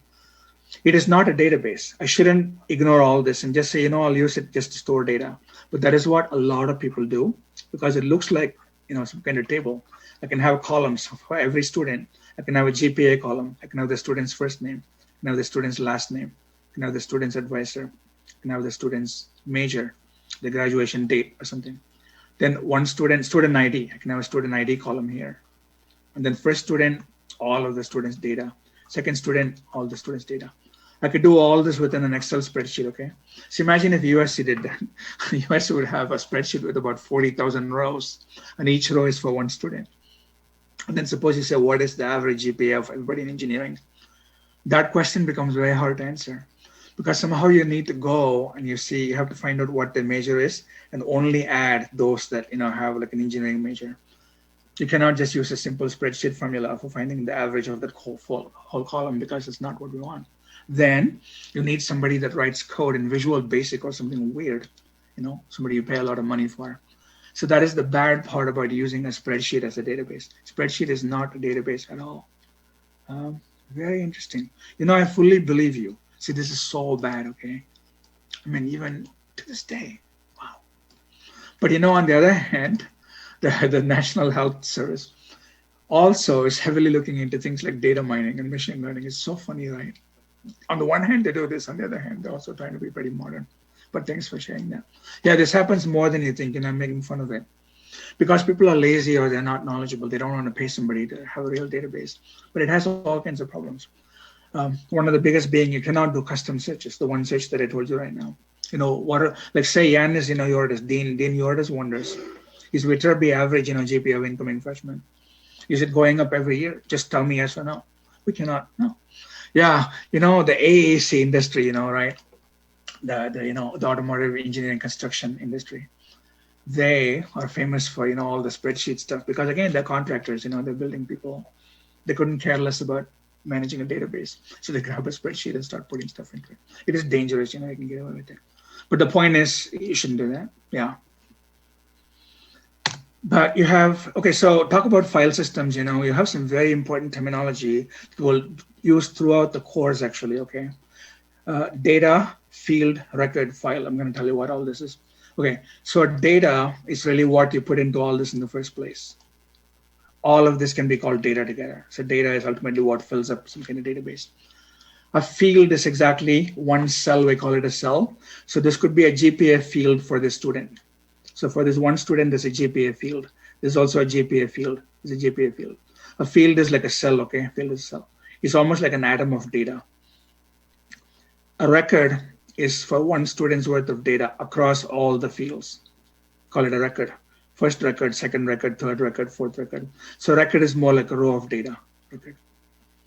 Or say this is Amazon catalog, then every product would have its own row, its own record. The product ID, the product's name, how much does the product cost? How much does Amazon have in stock? If the reorder one will get there, how many people bought it last year? They have so many pieces of data about the one product.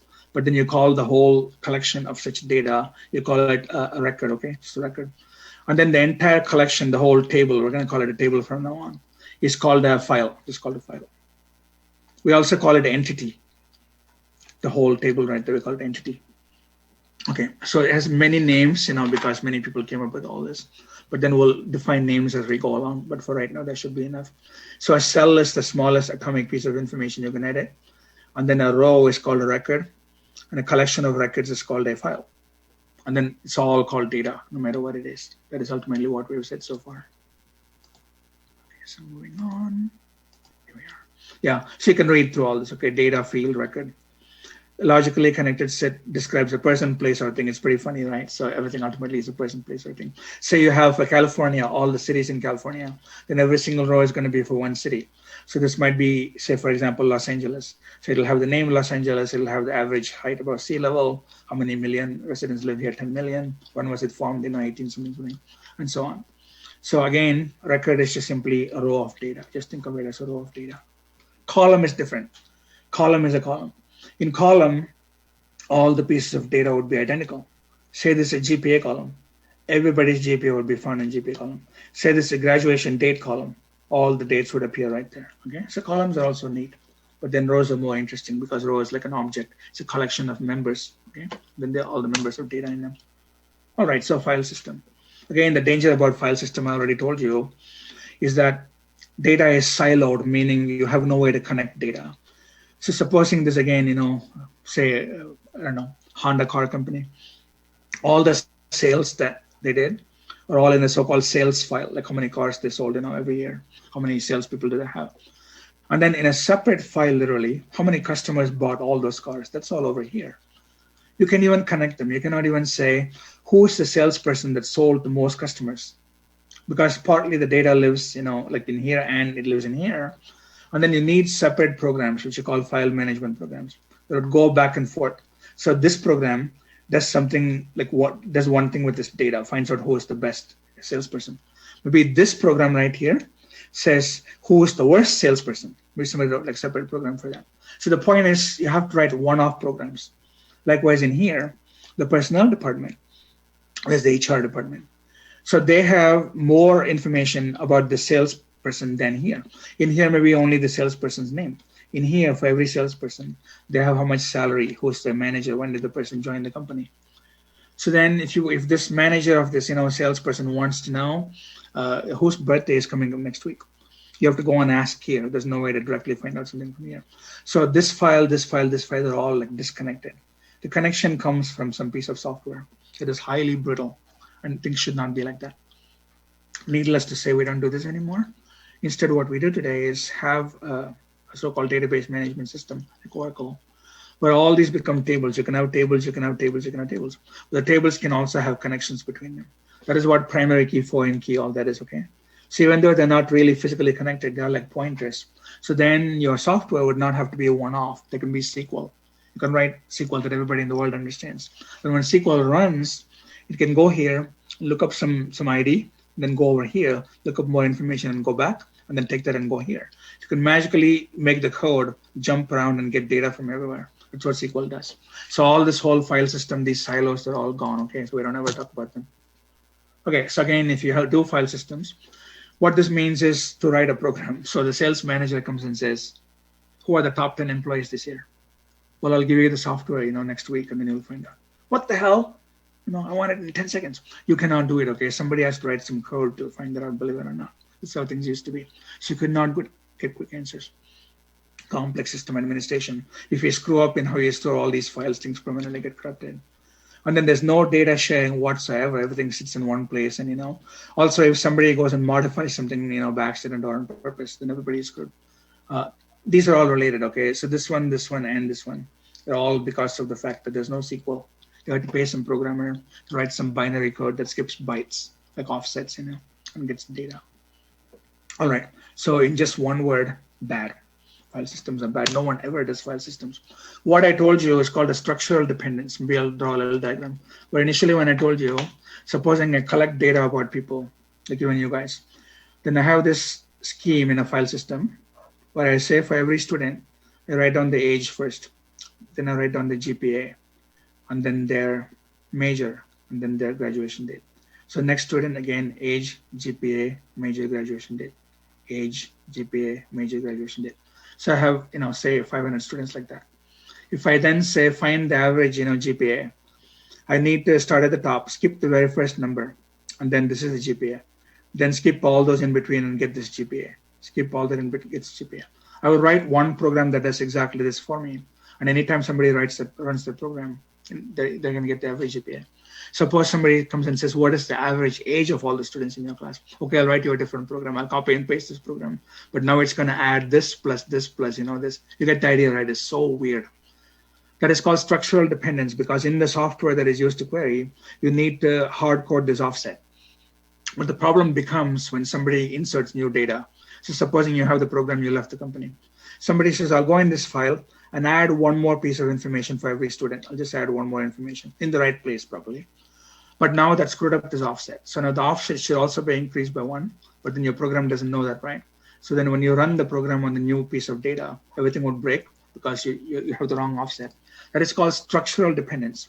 Your program is structurally dependent on, or your program depends on the structure of the data. If the data formatting changes, supposing, forget even the extra color that I put in. Suppose I swap the age and GPA. I think age should come, or I think GPA should come first, not the age. I just swap in pairs. Then your program would break. Any change that I ever make except adding new data, the program would break. That is what is called structural dependence. It's a very, very bad thing to have. Thankfully, modern databases, relational databases, give you the opposite. They give you complete structural independence. So again, what I told you was, when you access a binary file, the file structure matters. That's bad. On the other hand, structural independence, which Oracle gives you, is it doesn't matter what the file structure is. So one of the magic things about tables is this. So if I have a table of student data, I'll tell you right now, okay?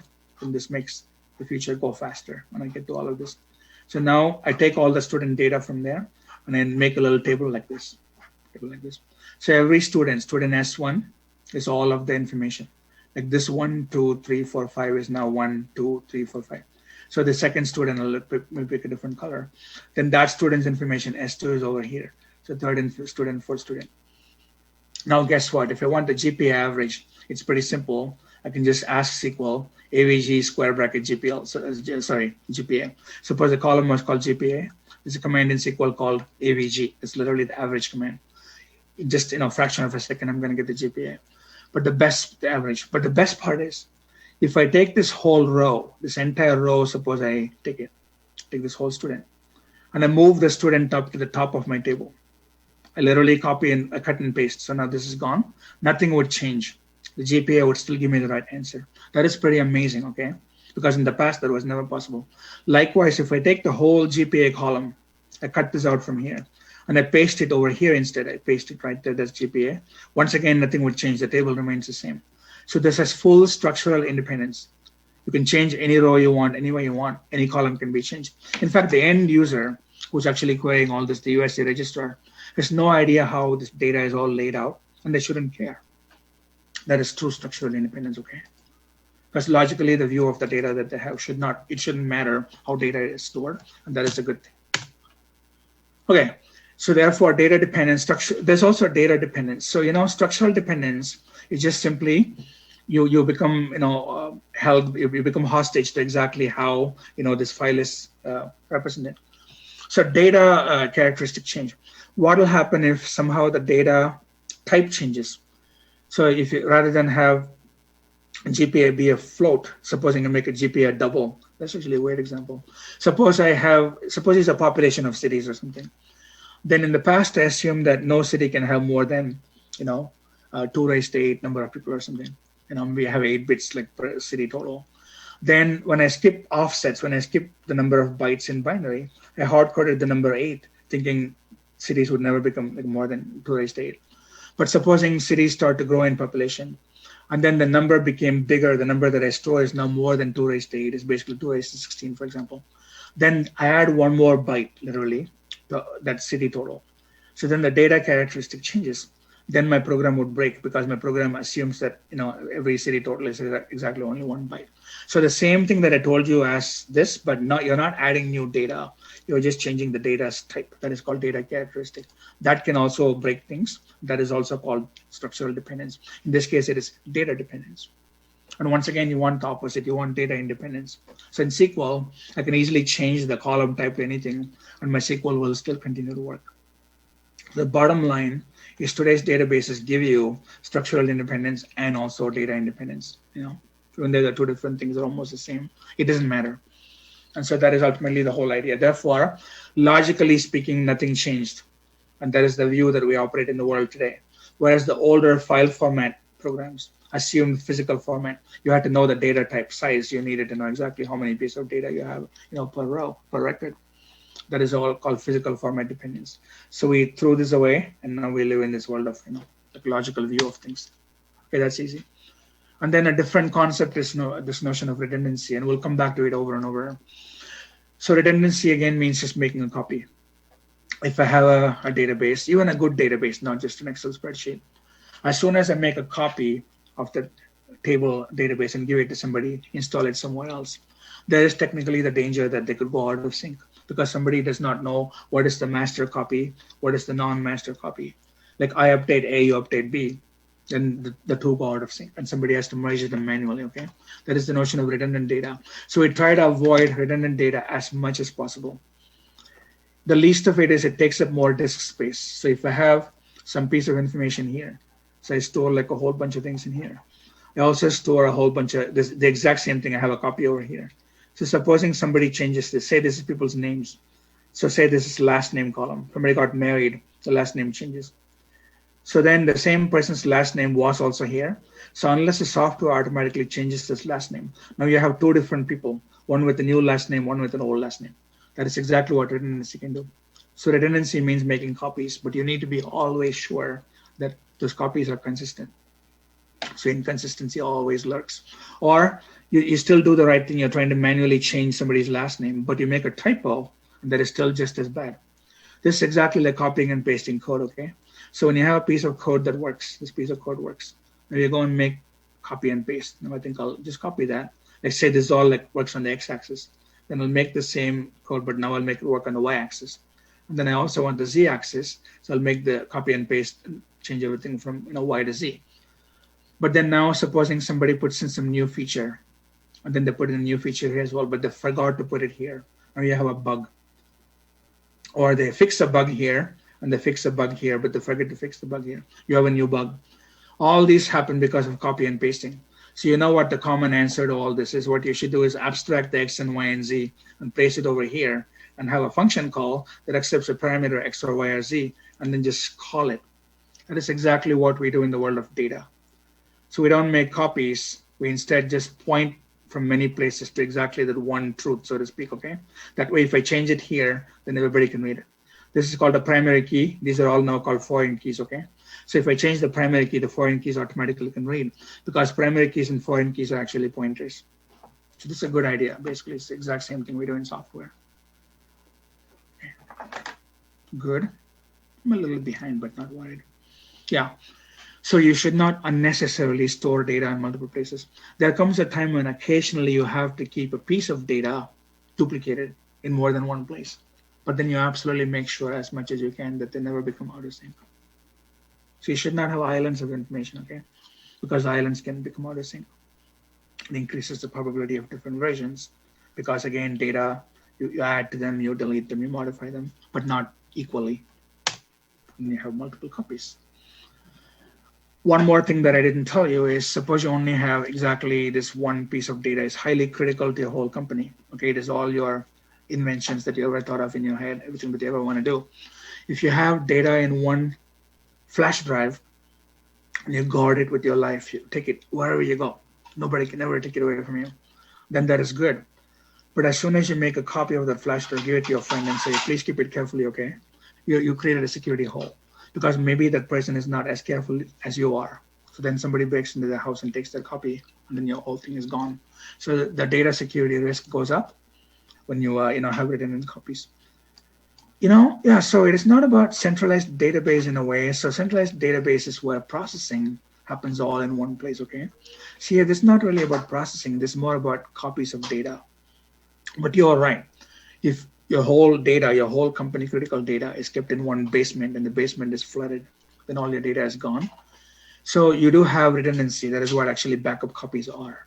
So we will actually cause purposeful redundancy, but we make sure that the backups are all properly backed up, meaning if there's a change to main data, you also update the backup. So it creates more work, but at the expense of the work, all these problems go away. You don't have to guard every backup location, obviously, but that can be done. So these are problems, but we can take care of them. And this is the manual copy that I told you about. So if somebody manually edits like one field, and then they edit here differently. Suppose your GPA changes from 3.96 to 3.98. Then instead of 3.98, so here you do it correctly, 3.96, 3.98. Here you change it to 3.8 instead, and that's bad, right? So again, you should not manually, make changes like that. As much as possible, try and point to one place. Otherwise, be careful about how you update it. Okay, so all the things that I mentioned, which are about things going wrong, loosely they're all called data anomaly. So anomaly is another name for inconsistency. So when you don't do it correctly, and things all of a sudden become out of sync, then you call it anomalous data. Okay, so you just have to guard against it. What else? Okay, so what kinds of anomalies can happen? Again, all of these, I'll tell you insertion first. Insertion anomaly is when you have a table here and you have a copy, a duplicate table here, everything is fine. Someone added like a row of data, a new person joined the company, and you add them to this main HR database. But then somebody did not add that person to the company gym, okay? Then when you go to use the gym, then your badge doesn't work, the gym door doesn't open. That is an insertion anomaly, because you did not insert evenly in all the places. So that is the easiest way to describe insertion anomaly. The problem happened as soon as some new data was inserted. The opposite of that is deletion anomaly. The person leaves the company. So then HR takes them out so they don't get paid anymore. but the gym database was not updated. So the person can just go to the gym anytime they want. The door opens for them. They have free access to the gym, right? That's not good. That's a deletion anomaly because the deletions did not happen uniformly. So when I worked at DreamWorks, uh, so many of my colleagues came from Disney because DreamWorks basically split off from Disney. So even though they had a DreamWorks address, they used to get Disney goodies. When Disney movies come out, you have so much swag. You get all this free stuff, right? Because some database, Disney was not properly updated. It still thought that they're Disney employees. But some other database updated the address. It is so weird, okay? So they got things shipped to, like a new location, but except they're not supposed to get all that stuff. But they took it, they were happy. But that's what can happen with deletion anomaly. In the worst case, supposing you don't delete somebody off your payroll, some system will automatically mail them a check for a few years. And the person is happy, they're not going to give it back, right? And that's pretty silly, you're wasting money. But these are real world examples that is totally possible. Update is the more common anomaly. This is when you make a change, but you forgot to make it uniformly. Again, a typo you insert in one place. So this is more common than these, but all of them happen. So 3 kinds of anomalies just because of redundancy. A little bit more. So what is a database management system then? Again, you say database, you add like a little M there. So we told you, already what this is. It just means a bunch of software that does all of these. It stores data. It knows what tables are connected to what tables, and physically what volume, like what is the disk, like Unix directory name, disk name, so that software can actually get to it. And all of that is among the many things that DBMS does. It knows exactly where data lives physically. And then also in a database system, everything is about logical data. So again, if you go back to the diagram that I had, the idea is physically it doesn't matter where things are, but logically speaking, I know that all of these, like this piece of data is somehow pointing to that piece of data. That is called a logical view of data. Meaning if you're designing a database, you're trying to build a database for a new university, you shouldn't worry about what disk space is needed or what file system your data lives in. That is all not your business at all. You simply design it logically, meaning at a pretty high level view. And then the translation that the DBMS does takes care of everything else. It knows where exactly this piece of data is on a physical disk. So if this cell wants the data, then the DBMS can get it for it. It is not anybody else's problem. That's what the DBMS does. So you think of data logically, not physically. Sorry. Okay. Okay, so I talked about that. And then just to finish all this up, a file system again was so bad in the past, all of this file system. But then now, if you look at a database system, it's as if all the file systems all got merged. You take all your files, your 3 different files, and put them all in one place. But they're still physically separate tables, okay? This is still one table, employees, another table called customers, third table called sales, fourth table inventory, fifth table accounts. But then the software that anybody writes is now able to jump back and forth between all those tables at runtime and get any data that you want and come back with a query. That is the difference. So unless you have a DBMS, unless you have a SQL engine that can do it for you, everything is separated. Because in a file system, see, they're all separate. If someone wants to put all these together, customers and sales, then someone has to write a program that goes here and gets all the data. But if you merge all of them and put it in here, I can write a SQL query and SQL can do it for me. So it looks like the past, but it's different. So what does a DBMS do? We keep going back to this. It keeps metadata. So another name for metadata is also called data dictionary. It's the exact same thing. It keeps information about where all these pieces of data live anyway.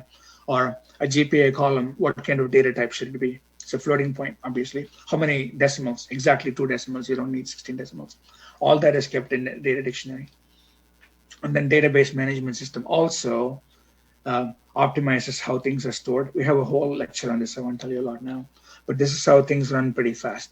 In other words, it knows the most optimal way to access your data. Like you couldn't do it better than it. It's almost like an optimizing compiler that C++ comes with. It takes you a badly written code and actually makes it run faster than you could do it. So DBMS can do that too. So it does that. And then also you can make it so you can enter data in some format. You can magically have it conform to a different format. So you can set up constraints in all these tables so that if you enter that date like US style, so month and then date and then the year, you can write some code that runs behind your back that converts it to a European style format. You got date first and then month and then year. So those are data transformations. And then ultimately, last but not least, it also does security management. It knows authorization. It knows who is authorized to look at what values. In many companies, only HR people can look at somebody's salary. Or if they had a bad performance review, all of that only HR can look at, not you and I. That is all done by DBMS. Because when they set up accounts for different people, they enable certain things, disable certain things. So DBMS does a lot ultimately. The thing that I just now told you is all about access control. So first of all, it does multiple reads. So in Amazon catalog, if all of us are just browsing for the textbook for this course, you're just looking, you're not touching anything, then that's multi-users can do it.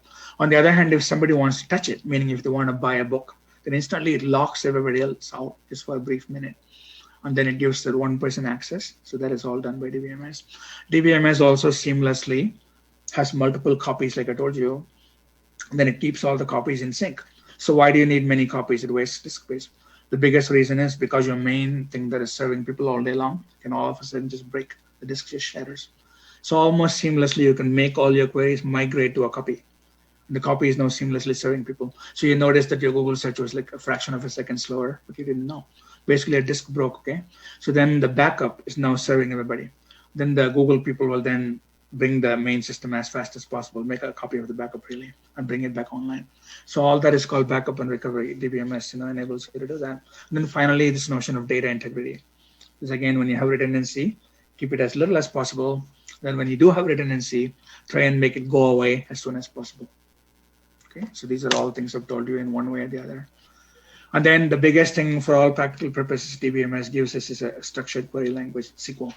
These days, modern relational databases, you can put data into them and instantly start learning SQL. You can do the most sophisticated queries without ever knowing anything about how the data is actually structured. Like where does it live?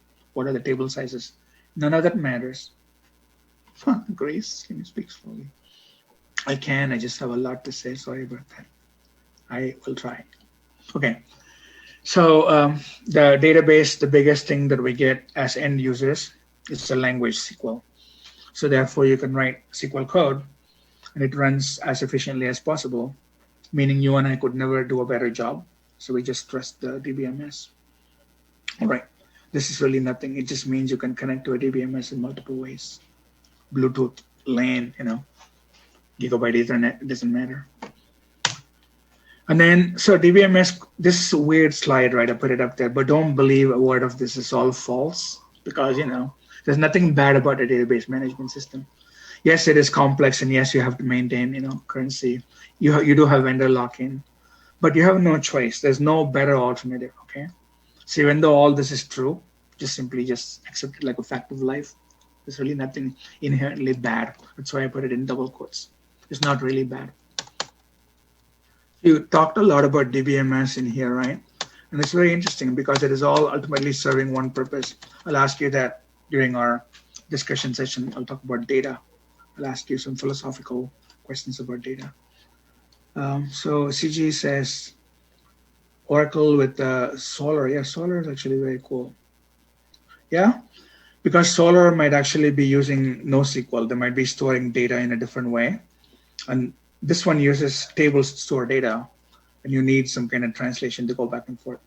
There's something called the polyglot architecture. Again, this one other day. Polyglot is a person that speaks more than one language. You might speak Chinese, you might speak some Korean, some Japanese, and some English. You would be a polyglot. Likewise, databases can also be polyglot. They can have many different types of data stored in them, and then the software can manage all of it. So that's probably what happened in your internship. Cool, right? So this is all about how data was initially in paper files, and then they became file systems, and file systems gradually became DBMSs. That is ultimately what you learned, okay? It's useful, still pretty useful. All right. So then we just seamlessly transition till like 7:30 approximately to the next part of it, which is about modeling. So this answers a very important question. It's like data structures, okay, that we use in programming, but not data structure in the sense of a linked list or a hash map or an array, or a tree or a stack or something. But it's a little bit different usage of the word data structure, but almost a very similar idea. Because when you have a stack, instantly when you have a data structure, what is the very next thing that comes along with it? So let me see if somebody answers this, okay? Why do you even structure data in a data structure? What's the point? Be a little bit more specific. You're getting warmer, but then not quite the answer that we're looking for. Suppose a stack over here, now you're getting colder. So every time I push something into a stack, the stack is growing, okay? You got even colder. What specifically, not sorting really, now you got pretty cold. I'll give you a different data structure. I'll give you a queue, okay? Yes, now you're getting warmer, but there's something else that I'm looking for that nobody's really saying. In a queue, what happens is this first in, first out. Yeah, exactly. Now you're getting much warmer. What do you mean by manipulation? Not priority, not order. Every data structure gives me something very specific. What is it? An array is this. No, you guys are all getting very cold, unfortunately. I'm sorry. Okay, so suppose, yeah, interface is a good word, but specifically how though? Like what do all these let you do? Or usually when you code a stack, suppose you write a code for a stack, what else do you code? You obviously allocate memory for a stack, right? Yeah, handling is good. So be a bit more specific. Operations, that is the word I'm looking for, exactly. It is all about operations, okay? As soon as I know that I have a stack, it doesn't matter how the stack is actually implemented. I might use a linked list. But I know I have at least two operations called push and pop. And I can visualize them. Push means I'm adding more and more data. Pop will always only take the very last thing out. Pop will always only pop the last one. Even God cannot pop this, okay? So you can only pop one at a time. Likewise, push means always push would happen at the end. Pop would happen in the front. In the array, always when you give me the array index, I can get the element out. In a tree, I can walk the tree from node to node. Those are all operations, okay? So that is why you have data structures basically in programming. Likewise, you can also structure data, the kind of data that we like to use in databases, because you get very specific operations that go with it, okay? That is the point, operations. So then let's look at it. Not even fast, believe it or not, just operations. The fact that I can depend on something working. When I have a stack, I'll know that if I pop something, I'm going to get something as long as the stack is not empty. I know that if I push, I can almost visualize the push. It is growing. So it is purely about operations. Data structures always give you operations. Okay. Then how does that tie to the world of modeling? I'm going to show you. Data models. So what are data models? Models are just like data structures. In other words, how can you structure data? Okay. So why are they important and what are the building blocks? What business rules are? This notion of a business rule is really not about data modeling at all. So it's almost like you draw a line and only all this is about data modeling. This is some extra stuff that is part of this chapter. So don't mix up data modeling and business rules. They almost have nothing to do with each other. Our book is very interesting. Sometimes they do weird things. How did these models evolve? That is actually a very, very useful question. One of the biggest data models is called the relational data model. Slowly, the first half of the course is getting you towards understanding what a relational model is.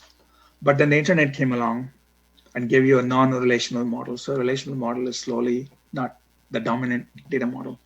But before that, before the internet, things slowly evolved to become relational. So that is what this is. How did we get to relational? And then the emerging alternative is non-relational. And then how do you classify all these different models? Okay, so let's go. What are these models? So modeling is like a process. Like in any big organization, if you work for, like I don't know, Deloitte and Touche or whatever, Ernst & Young, some analysis company, they take the customer's data and they go through a very important process called modeling. It is just simply how do you represent your customer's data? So modeling is all about representation. How can you represent? Because once you represent, then you have operations to go with it. So CG said, I feel data structures of implementation, business logic. Well, yes and no, though. Models are models are models. The logic can come afterwards. There's no tight connection between them. But you're right in the sense that after you model, then you do logic. Yeah, it's more about the architecture, absolutely. It's about how you actually structure data, believe it or not.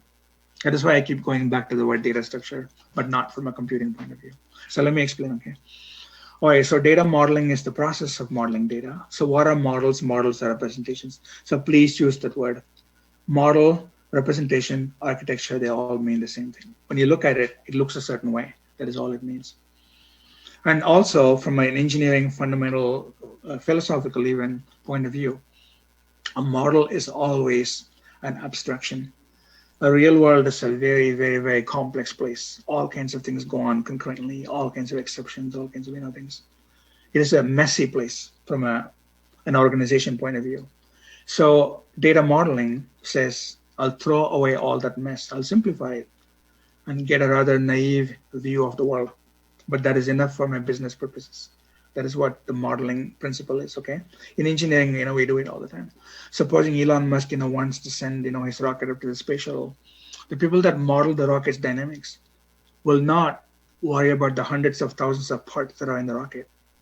They divide the rocket into very simple little pieces. The payload, which is the people sitting on the top or the satellites on the top. And then the middle stage, the bottom stage, the booster rocket, the actual firing mechanism. So they have very simplistic ways of modeling the whole rocket. And they'll say how much does each stage weigh.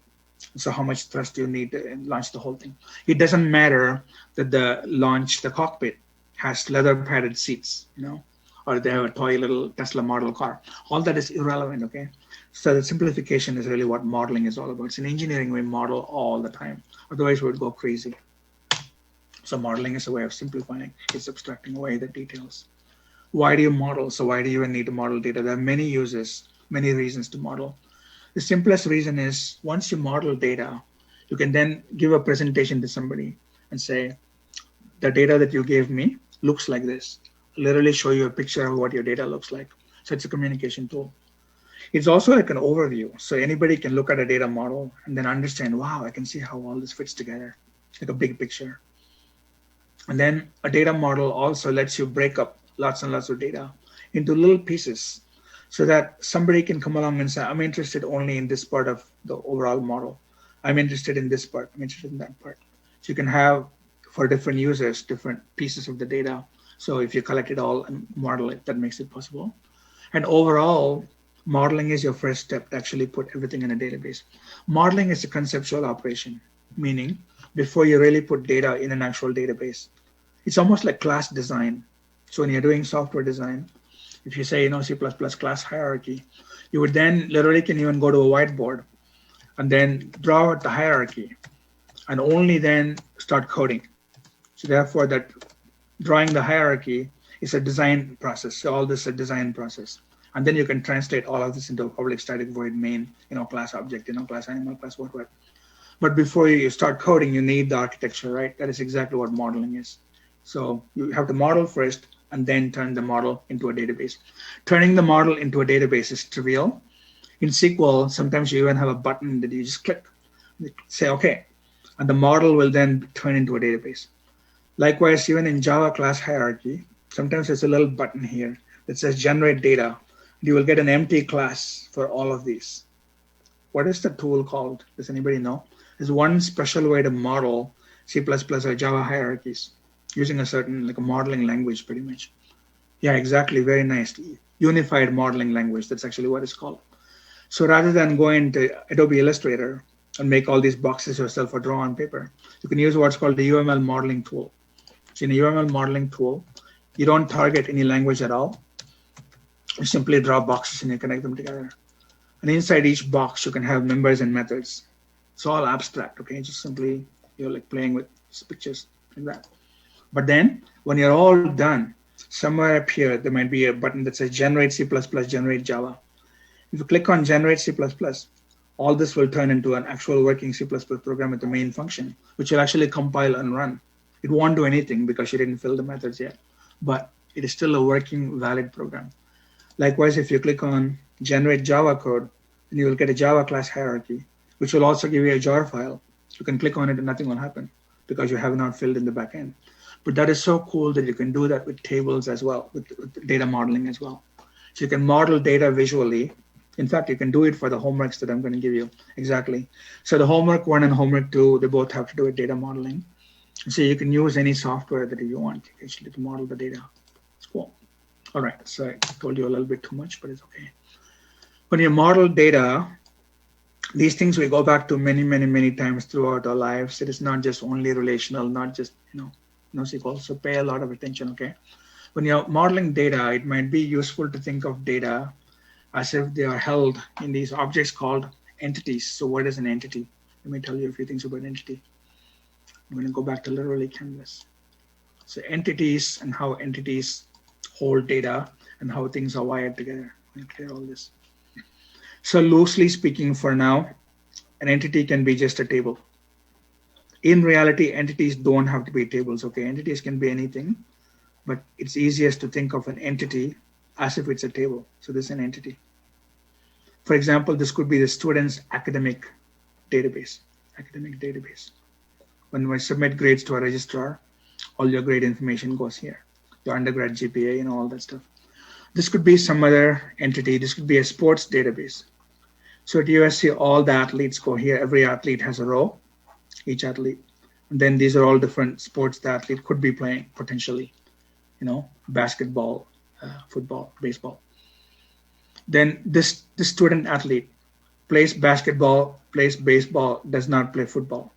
Whereas this next athlete is the opposite. They play football, but not the other two, So you have the sports database. Therefore, each one of these is called an entity. Entity. In the entity, each piece is now called a field. I already told you about fields. Each column is called an attribute. Column, again, attributes, columns, they have many, many names. For right now, we'll just call it an attribute. So if this column right here, the very left of everything, was a student ID attribute, it means every student is going to have a student ID, like you guys have a 10-digit ID.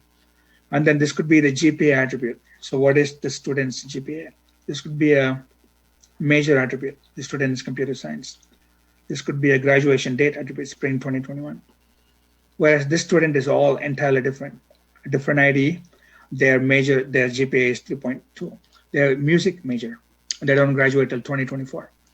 So that is the notion of attributes. Attributes are all just columns, okay? So then the collection of all those columns, all those rows is called an entity.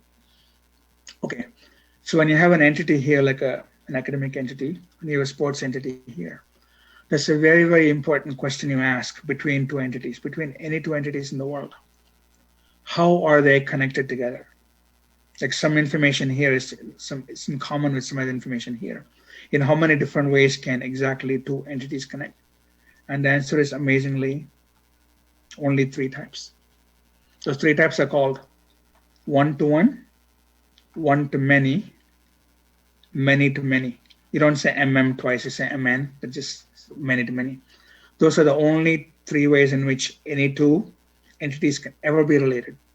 Yeah, so Vignesh has it right. What that means is one, so always on the left-hand side, you call it the one side, okay, usually. It means one row of data, like one student. The question we're asking is one student in a student academic database with a student ID appears exactly one time because that ID is unique to you. The question is how many times can that student appear in this database? Okay, so the way I've done it is it's a one-to-one, right? Because there's a student there. Say the student plays any sports at all. Then the student row would appear only one time. Then you think that ID is the same as that ID. And so the student with a perfect GPA also plays every single sport that USC plays. So it's a one-to-one in that sense. But I'll give you a different example. Suppose you have a list of all the painters, classic painters in the world, right? There are so many painters. Every single painter, say this is Picasso, this is Monet. So for Picasso, you can store Picasso information. What country was he born? Spain. How old was he when he died? How many paintings did he paint? But this is all about Picasso, okay? That's the painter database, painter entity. This is an entity of all the famous paintings in the world. Paintings are all over museums all over the world. Picasso painted this painting at the top. He also painted this painting over here. Also painted this painting over here. Picasso has an ID. So say Picasso's ID was 4. In here, every painting also would have some painting ID, 1, 2, 3, 4. But then there would be a painter ID, If it says 4, that means Picasso. 4 means Picasso. 4 means Picasso. So obviously, one painter can paint many paintings, right? That is called one-to-many. So the thing that I just now showed you was called one-to-many. Yeah. So I like the parallel commentary that goes on the side because you guys are all correct, okay? So one painter can paint, many paintings. There's previously I showed you a one-to-one relationship. I'll show you one more one-to-one. Supposing this is a list of all the Starbucks in Los Angeles, Starbucks. Every Starbucks has a store ID. store ID. And every Starbucks has a manager. Usually a store has exactly one manager. So then supposing there's a list of like all the people that work at Starbucks, right? Then if this person's employee ID is something, but they're a manager, then that person manages exactly one store. This person who is a manager manages exactly one store. Conversely, a store is managed exactly by one person. Usually you don't have multiple managers. So that's a one-to-one relationship. Next, I'll show you a one-to-many. Again, let's take all the students currently at USC. All the students. So one student exactly right there. This is all the courses offered in the SOC, the Spring 2021 SOC, right? So just think about that for a minute. As we speak, all of you that are sitting in CS 585, any one of you, I'll just pick one of you. I might pick CJ, for example. So CJ has signed up for 585. CJ has probably also signed up for 571. CJ has also signed up for maybe some other course, 599. Likewise, a course such as CS 585 has 380 students. So not just CG, but also this student, also this student, also this student, also this student. So it is a one-to-many going both ways. Then we call it many-to-many. It's a one-to-many, one student, many courses, one course, many students. That is all many-to-many is. So now you know the three different ways in which you can relate to entities, okay? So very cool idea. It's like right here. Defines an association between two entities. One-to-many, many-to-many. Sometimes you do call it M-to-M, but it's probably useful to call it M-to-M, and then one-to-one. So that's a very useful thing to have. And then just this idea of a constraint. When you do a data modeling, you have to ask all these questions. Yeah, exactly. One professor teaches many students. One professor also teaches many courses. So I teach 3 courses this time. And then a course is usually only taught by one professor. So there's all these very interesting one-to-many examples that I want you to think about. So when you model data, you ask all these questions. One row, how many relations can it have with other rows? Is it one-to-one? Constraint is all about just column data. You can go to one of these columns and say, what constraint should I have on a GPA column? GPA should be a positive number, first of all. And it should not usually be more than 4, although these days incoming freshmen have up to a 5.0 GPA, right? They take all these AP courses. So you have a constraint that says GPA should not be outside the 0 to 5 range. A salary in this company should not exceed $500,000. So everybody has exactly a value between 0 and $500,000. The age of somebody that signs up for Parlor cannot be less than 16 years old. So when they give you a date of birth, make sure that it's more than 16 years old. They can lie, but that's different. So you make all these constraints, okay? Or you can say this column can never be empty. Suppose you ask for somebody's cell phone number, make sure that they never leave it blank. If they leave it blank, don't accept the entire piece of data, like throw out the registration. That is all called constraints. So constraints are very useful in modeling. Okay, so modeling is, I still didn't tell you exactly how you model, okay? So let's start talking about that. But a model is just abstract representation of data as if they're entities.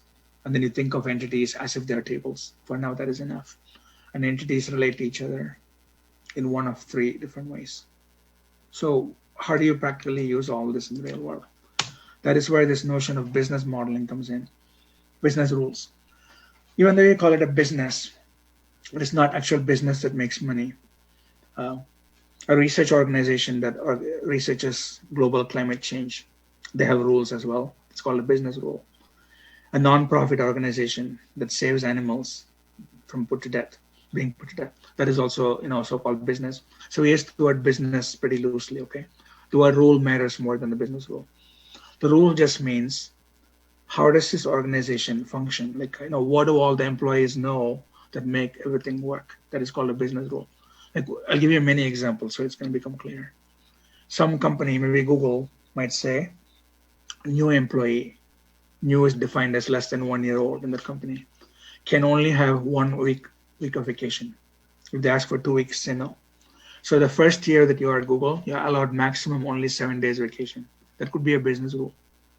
Then if some person goes to fill the workday form, they ask for 3 weeks off. The system would kick them out and say, you're too new, you cannot have this. That's a business rule. Some other business rule might say, if customers owe us money, then every 30 days, we should generate an invoice, like basically ask them to pay us and keep sending them, keep bugging them every 30 days until they pay us the money. That could be a business rule. Some other business rule might say every employee can have exactly only one manager. You cannot ever report to more than one person. A different business rule in a different company might be the exact opposite. Every employee must report at least more than one manager between the multiple managers. They can all mentor this employee. So all that is called business rules, okay? And eventually those business rules are what would help you design a good database to store all the data for that company. So business rule is brief, it is short and precise, it doesn't waste words. Unambiguous, somebody reads it, they have no doubt as to exactly what it says, okay? That is called a business rule. It can be a policy meaning this is what we follow. Like this is exactly that. Sometimes it's called, well, a policy, okay? Procedure is more like a process. Like these are all the different steps, like step A, step B, step C. We follow. Principle, this is more like a moral thing, you know? So our principle is we never do business with the government, for example. That could be a business rule, actually. So then if the government fills out some form to do business with you, and they have a .gov domain, then your business would actually say, sorry, we don't do business with you. That could be a rule, actually, because it came from some principle. The CEO doesn't believe that you should help the government. And then you say, okay, I'll make that a principle. So these are almost similar but different, okay? And they can all be turned into actual data. Okay, so then that is what is used to build your blocks of modeling. So ultimately, they'll all turn into a model. So if you want to model any organization, go and talk to many people that work in the organization and ask them for the business rules. Like, where is the operating manual? What do you guys follow? What happens when there's an accident? Or if the company loses a lot of money, what do you do? Or how do you hire people every year? What are your rules for hiring people? There's so many business rules. The more people you talk to, the more you can write them down. And then your database would look nice because of all that. So in the end, you turn all those rules into data. Again, what columns do you need? What rows do you need? What entities do you need? In the end, that's ultimately what you're trying to get at.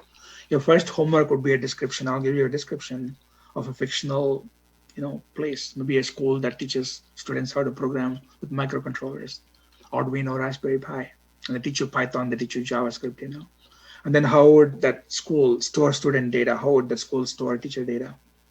I'll just literally give you words. So you read all those words many times, and all the business rules are in those words. Then you give me a diagram. You actually give me a diagram that has all these entities and how they're wired together, one to many, one. And then that diagram can be turned into a database by just clicking a button if you want.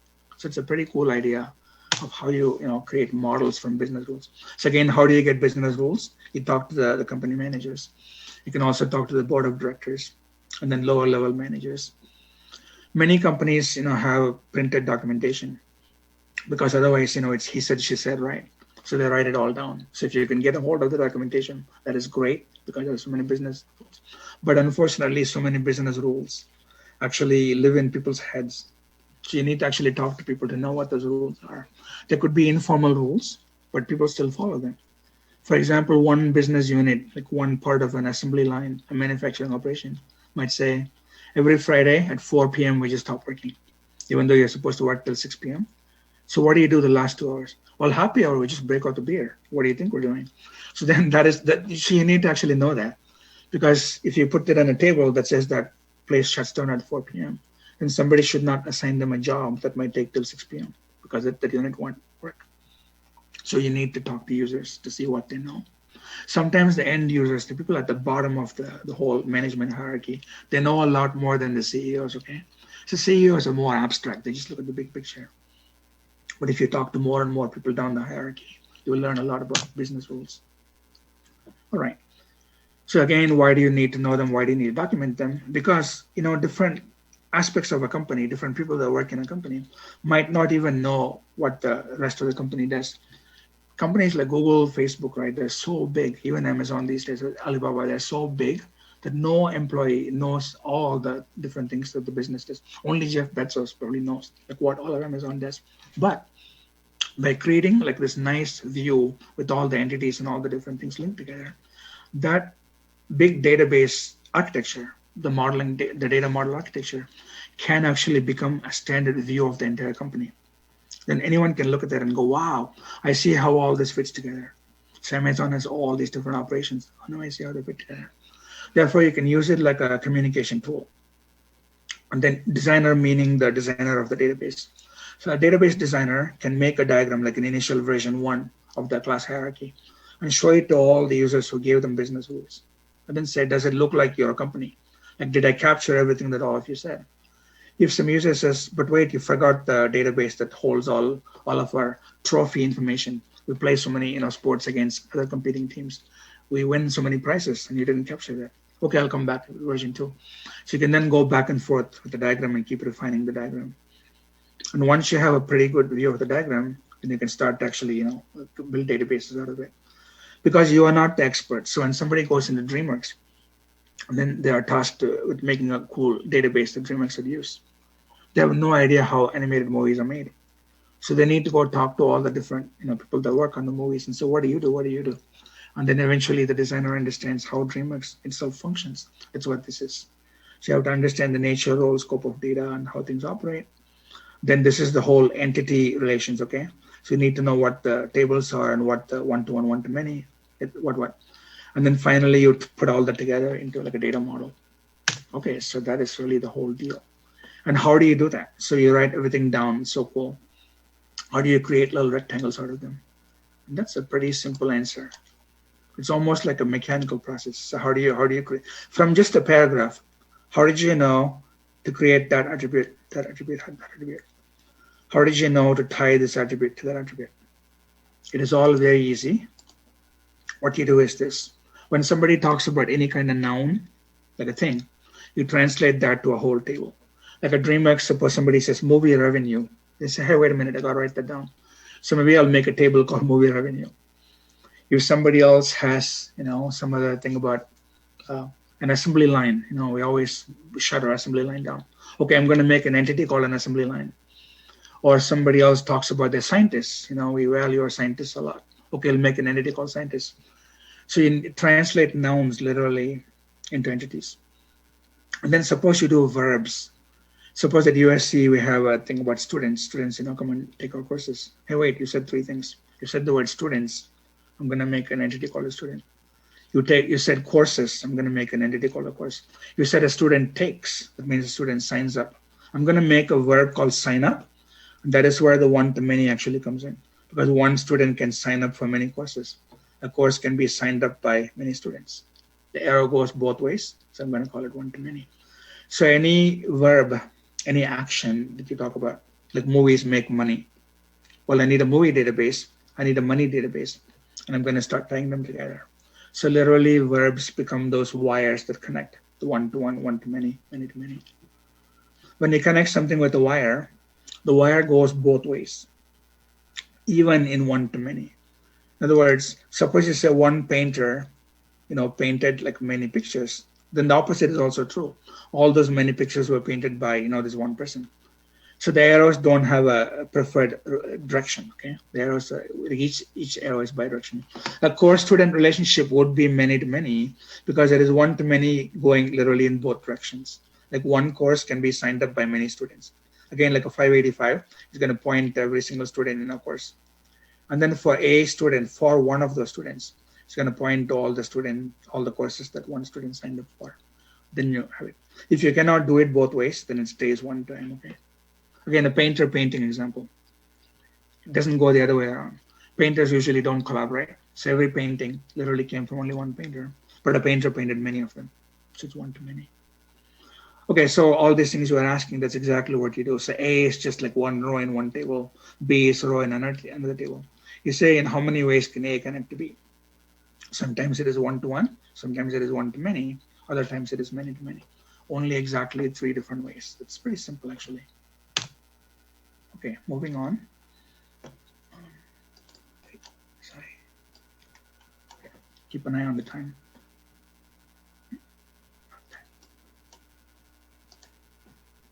I have time here as well. Okay. We'll stop roughly at 7:30. All right, so entity names. So now you're getting more specific about how you name all those tables, okay? The entity names should correspond with what the business thinks of it. It's a lot like class hierarchy design. Supposing you design a class, in your C++ object-oriented system, suppose you call it engine, that we're trying to make a self-driving car. You should have a class called engine Because if somebody reads the word engine, they should think of the actual engine in the car. You shouldn't call your class XYZ and have a little / documentation that says XYZ means engine. There should be no mental translation at all, okay? Likewise, table names in databases should also correspond with whatever they're trying to represent. If at DreamWorks you have a table called the movies table, the table is just called movies. You would hope that every single movie that DreamWorks ever made has a row there. If I have another entity called theaters, like these are the theaters that I want my movies to be shown in, then you would imagine names like Regal, AMC, etc., because they are theater names. It should make sense, and it's pretty obvious. Otherwise, your users have no idea, what the table means. So you would design a database for them. They have no idea what the table is. Then they would never use it. So don't do that. Likewise, a column name, every single column should also represent exactly what somebody thinks of it as a column. Like a GPA column, I should call it GPA. I shouldn't call it something like grade point average, okay? First of all, it's wasting too many words. But some people might not even realize that grade point average is what GPA is. If the whole world calls it GPA, you should also call your column GPA. Just common sense. Because if you do it correctly, then it's like self-describing. Somebody looks at your diagram, they know exactly what you're talking about. It's self-documenting. You should not name your variables IJK, okay? So that's common in so many C++ programs, for X resolution from I to X res minus 1. Probably should not do that. Maybe you should say at least you should say from X to X minus, from 0 to X minus 1. So don't use like IJK because it's too lazy programming. Likewise, don't use weird attribute names. Okay, let's leave that aside and actually talk about some old models. What does it mean to model? In the real world, okay, it turns out that real world data itself can be described in very specific formats, in specific forms. In the biological world, as an example, every single insect, for example, might be part of a hierarchy. What is that hierarchy called in life sciences? Does anybody know? In biology, every single organism, whether it's a monkey, or a bluebird or a human, has a very interesting hierarchy in which you can place that one species. Exactly, it's called the biological taxonomy, okay? Yeah, so I'll just show you. The Swedish scientist that came up with it is called Linnaeus. So I'm gonna say Linnaeus taxonomy, okay? Yeah, this is a very cool thing.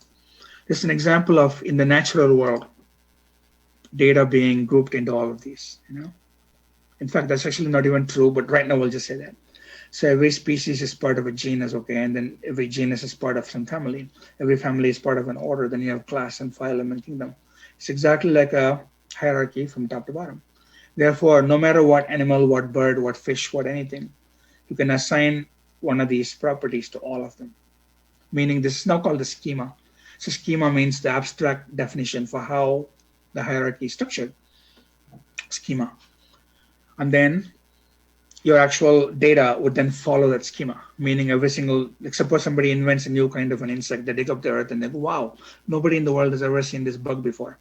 But they could still fit that bug, that new bug, somewhere in the hierarchy. If they cannot, amazingly, they'll add one more little piece and I discovered like a new genus, okay? But in the end, the hierarchy always wins. The US Army also is also a hierarchy, okay? There's all kinds of hierarchies. Let me show you. I'll just say US Army hierarchy. Who do you think is at the top of the US Army hierarchy? Anybody know? Who's at the very top? Exactly. The president, believe it or not. Wow, the supreme commander. So then that hierarchy is highly structured, okay? Say any soldier anywhere, exactly, starting from this morning, President Biden, say it. Not just Biden, President Biden, please. Okay, so every soldier, every little foot soldier, every infantryman, anybody, don't go there. Or else. Okay, they fit somewhere in the hierarchy. One more hierarchy, okay? The Roman Catholic Church. Ooh, who's at the top of that hierarchy? Jesus Christ. No, exactly, it's the Pope. Yes. Church is for humans, not for God. Look at that. Cool, Pope. So no matter what kind of a bishop, a cardinal, anybody you are, hey, stop that. You want to talk politics? Well, actually, I'll drag you into politics, but maybe I shouldn't. Okay. Sometimes that can be recursive, just think about that. All right, I'll just leave it at that. So that is a hierarchy. You should hold up a sign actually. And then what happens? Okay, so my point is, when something can go into a hierarchy, that hierarchy becomes the model. You call it actually a hierarchical model. So a hierarchical model is when any piece of data can always be fitted somewhere in that whole hierarchy. Or a different way to describe that is, it's almost like a format. So if you were to describe any priest, for example, in your church, then you not only describe the priest in the database, you have to know whom the priest, like what archbishop or whatever describes, like what is the person's name that this priest is reporting to. And that archbishop probably reports to a certain cardinal. What is that cardinal's name? And the cardinal reports to Pope, obviously, the Pope's name. So that entire family hierarchy, so to speak, is all part of that one piece of data. So when you have a database, the database will always have all of the piece of data for every single leaf. That way, I can trace the hierarchy back all the way to the top, always, but only in that format. As soon as something changes, suppose I have a new branch at the very top, my whole database is broken because all the software assumes that at the top you only have 2 branches. Okay, so the hierarchy of the schema changes, then your whole access to query software would all break. Okay, so it has got heavy structural dependence, but that's what it is. And again, if you don't have a hierarchy in the first place, like all of you guys, all the students at USC have almost no hierarchy. You have some student government, okay, but that's still not a hierarchy. Also, we don't think that grad students are above undergrad students, although you think that. There's actually no hierarchy in the student database. So we cannot depend on the so-called hierarchical model. So the problem with the hierarchical model is that you need a hierarchy in the first place. So if your data was not already hierarchical, you cannot use the hierarchical model. Okay, the two go together. Okay, initially there was all just files, and then came along hierarchy. This is the second database model, by the way. The first database model was horrible, which is basically no database. Everything was completely separate. And then people said, you know, we can do something a little bit better, but only the data is always a tree. Your Unix file system is always a tree, by the way. So if I click on right there, so all my subdirectories are all like a tree. So, you know, you can use a hierarchy to describe that. In fact, when you do ls command, you know, in a shell, that's actually what happens. You go through the hierarchy because you know that always you have children, you have leaves, and then you can keep going. You depend on it. But you have to know the underlying format. Again, in biology, you always should know what the class, you know, genus, like all of that is, and then you can find any piece of data. You always need to know the path for every piece of data. All right. So if you have a one-to-many relationship, so you have a painter called Picasso. Every painting that Picasso painted can all be like a little mini tree. And say you have a painter called Monet and all the paintings that Monet painted. Suppose you have a list of all the European painters, then that European painters can have Picasso and Monet, you know, and Rembrandt and all the other painters. So you can have a hierarchy like that, okay? But then it always depends on the fact that there's got to be a hierarchy. So one-to-many is classic mapping between a hierarchical model and what we today call a one-to-many model. But when you have a many-to-many, like many students, you know, many courses, then this whole tree structure is gone. So you can guess what happens. A tree data structure can be generalized to what? So in a tree, the big thing that cannot happen is you cannot have weird links, like a child cannot become, you know, a parent's parent. You cannot have loops, okay?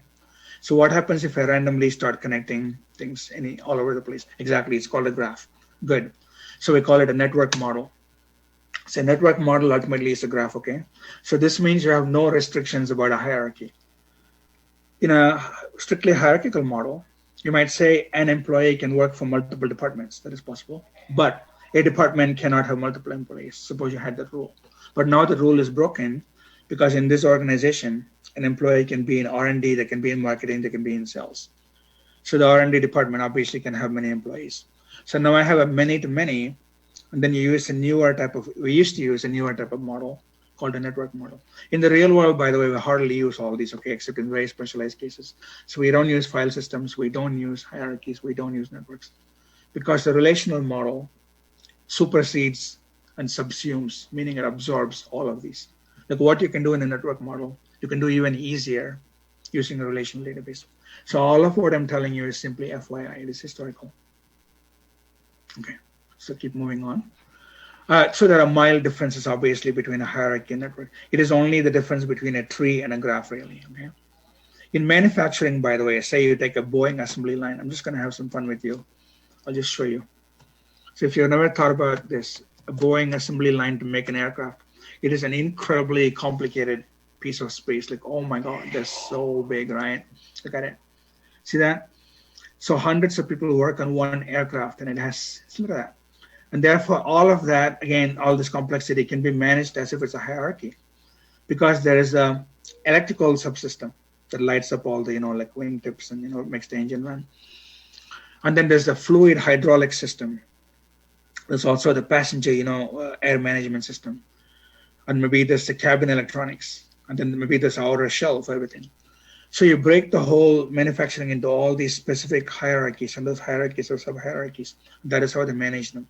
So complex manufacturing operations can be modeled as if it's a hierarchy, if you want. All right. So it's a tree ultimately, and trees have a little piece of data that we call segments. Don't worry about all the internals, but in the end, it is all about one-to-many, complex one-to-many trees. If you cannot do one-to-many, if you have to do many-to-many, then we call it a network. It's also complex data, but now anything can link to anything. Don't worry about like all this. This is all like weird, okay? Just ignore these. This one matters, this point matters, that point matters, that point matters. Okay. So again, what is great about a hierarchical model? It's a parent-child relationship. So as long as you know what parent is related to what child, like an archbishop always reports to a cardinal, for example, then I can follow those chains and get the, any piece of data. But the disadvantage is you need to know exactly that model. Again, in biology, you need to know class, genus, order, like all of that. So if that is the disadvantage, it is not like a model independent thing. You need to know, you have to know the internals of your data too much. Yeah, exactly. So that would be hierarchical. Very good. So when you have companies have different departments, each department has its own collection of databases. That would be a hierarchy. Good. Likewise, a network has advantages. Once again, once you know what the network structure is, it's pretty easy to get to stuff.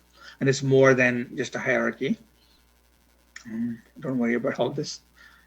There's like too many things in the slide that are not relevant at all. So that's why I just ignore them. Okay. I think I told you that the main summary. Okay. So one is a graph, one is a tree. That's really all you have to know. We don't use them, so we shouldn't worry too much. I'll stop in just a few more minutes. I want to get through a little bit more. This notion of a schema. All right, so when you take all your business rules and you do data modeling, so far the only modeling you know is files, hierarchies, and networks. But pretty soon you will know the relational model. Assuming assume for now you already know the relational model. Then what happens is you will end up with a diagram that looks like a class diagram. Now what we're saying is the whole class diagram, all of the entities, the 100% of the company would be called a schema. The whole architecture, the entire architecture together is called a schema. Conceptual organization of the entire database. Forget the administrator part. Anyone can look at the diagram that is called a schema. But the schema is of interest. Yeah, it's a blueprint. Only to a few people at the very top of the organization. Like only Jeff Bezos really day in and day out worries about how all of Amazon is structured. On the other hand, very specific business managers, like the ones for the cloud unit, the ones for Alexa, the ones for Amazon Prime, they're all worried only about exactly how their own business is doing. They could not care less about how somebody else is doing next door, okay? Then those portions of the database, they're called sub-schemas. So a schema is really a collection of sub-schemas. So in this case, I might call the whole 4 tables to be a schema. So I might call this whole thing a schema. And I might call this a sub-schema, this is a sub-schema. That's really all it is, okay? It's a very simple idea. And in the real world, sub-schema translates to saying some users would only need access to these tables. Some other users only need access to only these tables. Only someone like Jeff would have access to all of them. So it turns into like access control tool. Okay, a little bit more, not too much more. Yeah, exactly. A schema is a data model, correct? Well, a schema is a diagram that you get after doing data modeling and ending up with a collection of entities that are all linked together. That's probably a longer answer, okay? So schema itself is not a model. The models are only things like a hierarchical model, network model, or a file model, or a relational model. That's what models are. Schema is really what you get by using those model techniques and putting together a whole database, okay? So database abstraction is called the schema. Yeah, okay. That's why it says that here, conceptual organization of the entire database. And a part of the database, just a portion of those tables, literally it says that here, that'll be a subschema. Okay, cool. Data creation querying. So now is when these all start to slowly resemble SQL, okay? So we don't say the word SQL, but in reality, it is actually talking about SQL. So SQL is like a very simple language that is used for only one purpose, for dealing with data. So in the end, like you have a SQL homework, for example, what will happen is you will create this table. So I'll make a brand new empty table. So say you want to make a bunch of students for some community programming class that you teach, in your hometown. 20 students sign up, okay? So I want to now maintain data about those 20 students, because at the end of the summer term, you want to give them like a prize and give them all kinds of things. So you want to track the students' performance. You also have a bunch of teachers that you hire for teaching them things like JavaScript and Python and C++. So this is all about the teachers, all about the students. You can have many more tables, like what kind of books are in the library, what kind of microcontrollers did you buy, what kind of Lego robotics kits did you buy, how many rooms are in this little school that you're using, how many tables are in each room, like all kinds of information you can store, okay? So before you start to populate all this with actual information, you need to create the empty tables in the first place. An empty table is almost like just the column names. So I'm going to make just only the column names. So literally wait for the students to sign up. As soon as the student signs up, I'm going to give them an ID. As soon as they start taking courses, I'm going to calculate the GPA. I'm going to tell them when they graduate. I'm going to tell them who the advisor is, what room they go to every single day. All that I'm ready to do, but I have no student whatsoever. I'm designing a literally empty database. The commands to do that, they're called DDL. So it's called schema definition language, okay? So schema definition language literally helps you create an empty database. Like a C++ class structure, you write the class definition. You've not made a single object yet. Just the class definition is called DDL. Now you start actually making objects, okay? So I'm saying, student S1 equal to new student. Then the S1 would go on the first row. I literally make one student S1, then I make another student S2. All of that would be called data manipulation, because manipulation in the sense that the student disputes their GPA, then I can change the GPA column, right? Or I can delete the student all of a sudden left, they don't want to take your class, and you delete them. All that is called data manipulation language. Language just means commands. So you need a data definition language to create the empty database. After that, that's a one-time thing. After that, for years and years and years, you can just do data manipulation right here. So SQL is broken up into two parts. When you look at the SQL command list, you can informally divide them into DDL and DML. But right now, don't do all of that yet. Okay, just wait for me. Okay, maybe one slide, and then I think it's break time. It's 7:37. I'll introduce the relational model to you, because in the end, this is really what we should care about, okay? Things like hierarchy, network, all that don't matter. You already know so many things I've told you. That is the best part. So in the relational model, it is all of the things that I told you before with just some new terminology. That is all it is. So I'm going to go back to my little canvas. Sorry. Here. All right. This whole thing is called an entity. It is also called a relation. Every table is called a relation. You can loosely also call it a table. So entity, relation, table, they all mean the same thing, okay? Again, don't forget this word. This entire thing is called a relation. So relational modeling just simply says, how can I take all the business rules and turn all the business rules into a collection of relations? The word relation means two things, two very different things, a little confusing. On the one hand, relation means a table, like a student table, an athletics table, an alumni table. So after you graduate, they'll move your name from here to here. And they keep getting requests to donate money. You can also have a community involvement table where they go throughout the community, teach courses, right? You can also have a patents table. How many patents does our school own? You can have a research income table. How many millions of dollars did USA get for research? You can have a table of Nobel Prize winners and all kinds of award winners.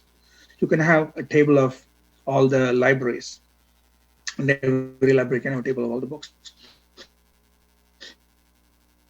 You can have a table of all the fountains at USC. You can have so many tables, okay? Each table is called a relation. And you can now start rating all these tables. You can say a relation between a student table and an athletic table, because students can be athletes. Students check out library books. So then the library catalog, the catalog just lists books. But then here's the checkout scheme, where every student has gone and checked out some book. That goes here. Therefore, a student can be connected to that. Student also won a bunch of patents, the file for patents. Then the student's name ID appears in the patent. The student won some amazing awards, or the professor for that matter. Maybe let's call this faculty. Maybe this separate group of professors, okay? When they win awards, that starts to become connected. Those connections are also called relations. So in a relational modeling, there's two kinds of relations. Relation, relation, relation. It's very interesting, okay? So then you think, why the hell would you call, this makes sense because you're relating. Think, why would you call this a relation? Because believe it or not, conceptually, every cell, just one cell, I'm going to draw exactly one row, one column. Then I'm going to tell you what lies at that intersection, that one cell of data. For one student, one GPA column, what is that actual GPA? That is called a relation. It's a relation between this row and that column. This piece of data over here is a relation between this row and that column. For that reason, the entire thing is actually called a relation. It's very interesting, all right? Okay, so after this slide, I promise we stop. Therefore, a relation or table. So now the whole table they're calling a relation. It's a matrix composed of intersecting tuple. Tuple is another name for a row. A row is called tuple because it loosely stands for multiple. It has multiple pieces of data about one person, right? So instead of multiple, we call it multiple. So row and tuple. Therefore, a row, like this is a tuple. This tuple intersects with this attribute, and therefore that's called a relation. Okay, so therefore attributes are called columns. I told you that. And then relational model, once you form it, it gives you a SQL. It lets you manipulate all these very precisely. Then I can go in my student table and ask, give me only the students that have more than 3.9 GPA. It knows then to look at every single student's GPA column and do an if statement automatically and give you a list of students that have more than 3.9. Then you can say, give me a list of students who have more than 3.9 GPA and who are in the CS department. Now it'll look at two columns for every student and pick out only the ones that say CS and more than 3.9. And they can say, give me the student who has 3.9 and higher GPA, who's in CS and also plays chess. Then you have to go in the sports table and see if such a student appears in the sports table or not. And if they do, I'll put the name. So it gives you very cool ways to play with data. That is what SQL is about, okay? I think it is high time for a break because we covered so much, like all the way here. I have no problem putting things off till the next time because I've taught this like too many times. And there's never been any time when at the end I just run out of time. We always finish, okay? There's enough padding in all of those. So maybe next week we don't need too much time for ER diagrams, we'll catch up. So what I'm trying to say is we can get a 10-minute break. We need a 10-minute break. So let's come back in 10 minutes. I'll tell you what time. In my clock, I'm gonna come back at 7:53. Till 8:20, we'll ask questions, okay? Right. I'm going to actually sign out and come back. Bye. So be back in 10 minutes, please. Oops. Meeting.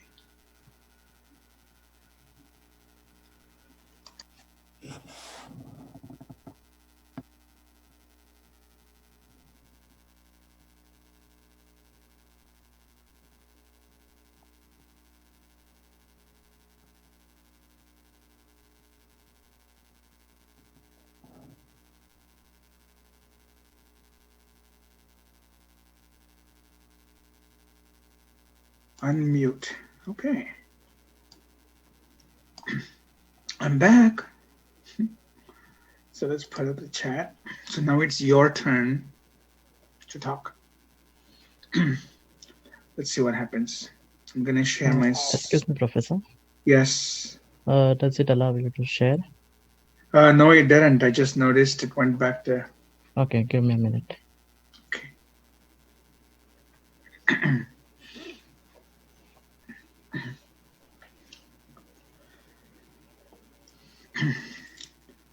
So let's go back to data, you guys. Something that's very Professor, can you check now? Yes, I'll check. Yes, I can. Thank you. Cool.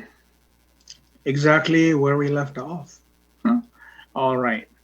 So I'm going to pop up browser and then put up our discussions page that has some very simple questions. Remember, this is still the basic class after all. So we don't have heavy discussions, but I have a very cool question that you probably never thought about, because this goes back to even what intelligence means and what is AI hoping to achieve. So it's probably going to be a little stimulating, but I want you to answer. I'll never answer. Let me put up the chat. Okay, so where's the chat? No, 1 minute. Alt H, I guess. Oh. Chat. It is Alt H.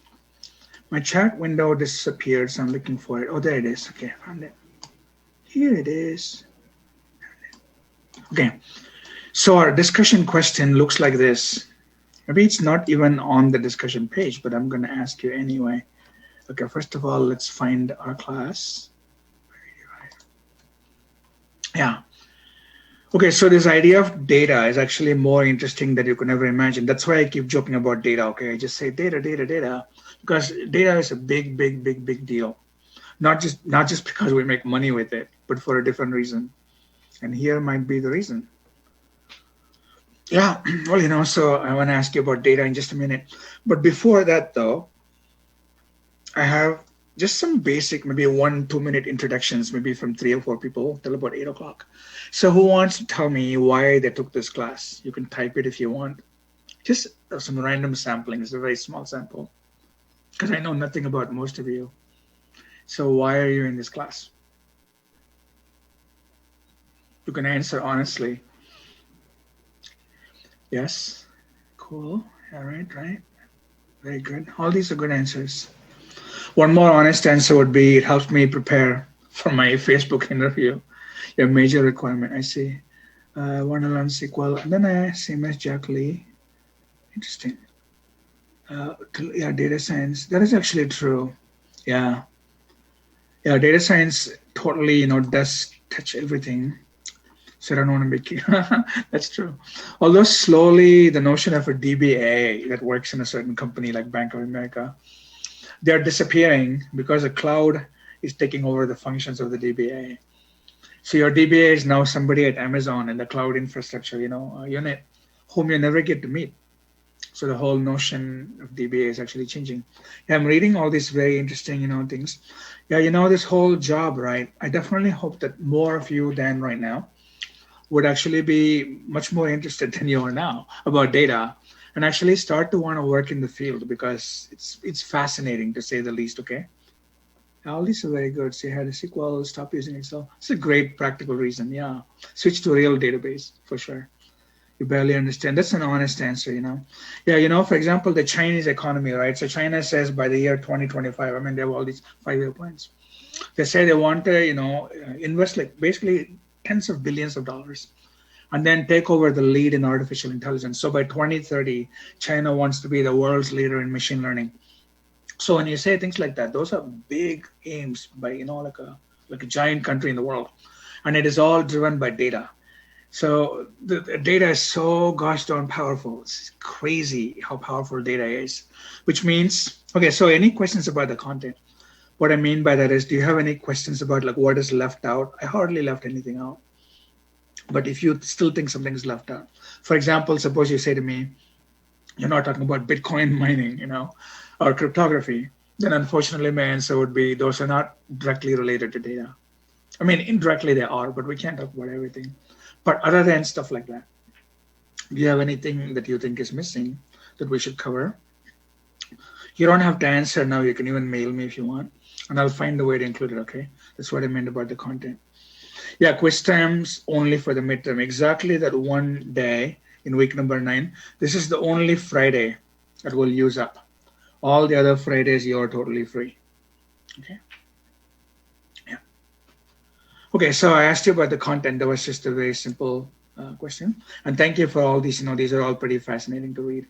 These are being recorded, by the way, so it's nice. You can go back and read it. Many people want to learn SQL. SQL is like solving little puzzles, by the way. SQL is so cool.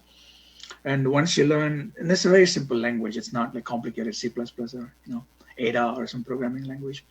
The world is willing to pay you so much money for your SQL knowledge. So you get to have fun, meaning you write queries that other people cannot write, and you get paid for it. So if you like solving puzzles and all that, yeah, we'll definitely cover ethics. Ethics is a big deal. That is why so many companies, like shut out, Donald Trump's accounts, for example. Towards the very end, Facebook, even Instagram canceled his account because things were getting dangerous. I mean, this country was like basically, going to hell. And so that is all ethics, okay? So at what point, do they step in? This word called governance. It includes like 6 different things. One of them is ethics. Yeah, SQL is cool. Okay. Didn't know what that was. Okay, but I want to ask you a question though. SQL is powerful. Yeah. You keep thinking that though, they're actually less powerful than you think. So hopefully this course will like not have you think that anymore. But I want to get philosophical for a second. Where does data come from? Anonymization a little bit. Not really, not too much. NoSQL, almost 50%. Users, audience, knowledge, people, facts. I would go with the word facts for now, but that is still like a circular definition. Then I'm going to ask you, where does fact come from? Your genetic code, that's a very interesting way to look at it, but not quite. Supposing there's no humans in the world, and if you say genetic code. Sensors, that's one source of data. Math is not actually a source of data, believe it or not. Math can be used to generate data. Suppose I have an equation y equal to x squared, okay? Obviously, I can have a table that has infinite x values, and I can square it. I can have infinite y values. So math, if anything, is the opposite. It's more like a data generator. So I see what you're saying, but not quite. I'm looking for a slightly different answer. It is like representing the real world using math. Yeah, correct. So you're actually pretty close to what I'm looking for. So then what does that mean? You represent the world using math. There's still one thing that I want, like one word really. Where does data come from? Yes, everything is data, correct. Data comes from senses. That's a very close answer so far, the best answer that I've seen. Can you refine that? What does that mean? Data comes from senses. It comes from objects, not always, So suppose it's going to rain tomorrow. There's no object really, unless you call rain an object. Abstraction, device, understanding. So I like that also. Data comes from understanding. But then it comes from experience. I like that as well. But all of those are missing one important word. Experience, understanding, measurements, observations, all of those. No storage. You're all getting cold. That's all like pretty cold. Truth, yes. Okay, so truth is getting pretty hard again. What do you mean, like truth? Like who says so? I should almost give it away. Source, reality, answers. Yeah, thoughts are good. Humans, holy crap. Okay, that is the answer. Data comes from humans, believe it or not. Okay, that's it. Humans. It is so weird. Your cat that is lying on the table listening to me talk about data could not care less about data, okay? Animals don't really care about data. Humans are the ones that actually generate data. Suppose it rains tonight. It rains like crazy. The cat doesn't care. The cat just closes his eyes and goes to sleep. You will say to somebody tomorrow, wow, it rained for 6 hours straight. You got some data out of it, okay? It is all human activity. So the entire world of data, there's no such thing as data in the world, is what I want to tell you. Believe it or not, okay? Yeah, statistics is a way to actually measure data by humans and doing some analysis on it. What I'm saying is quite serious, by the way, which is there's no such thing as data in the world. Data does not exist. It's a mirage, okay? An artist will tell you there's no such thing as an edge. It's like, what the hell does that mean? Okay, well, don't you think there's an edge? Look, there's an edge there. You drew an edge. I'll tell you, well, there's no edge. You think there's an edge because there's a gap, there's a continuity in where the bird is sitting in the background. So it seems to you like there's an edge. So an artist or a philosopher would say, there's no such thing as an edge. It might make you angry. Likewise, there's no such thing as data.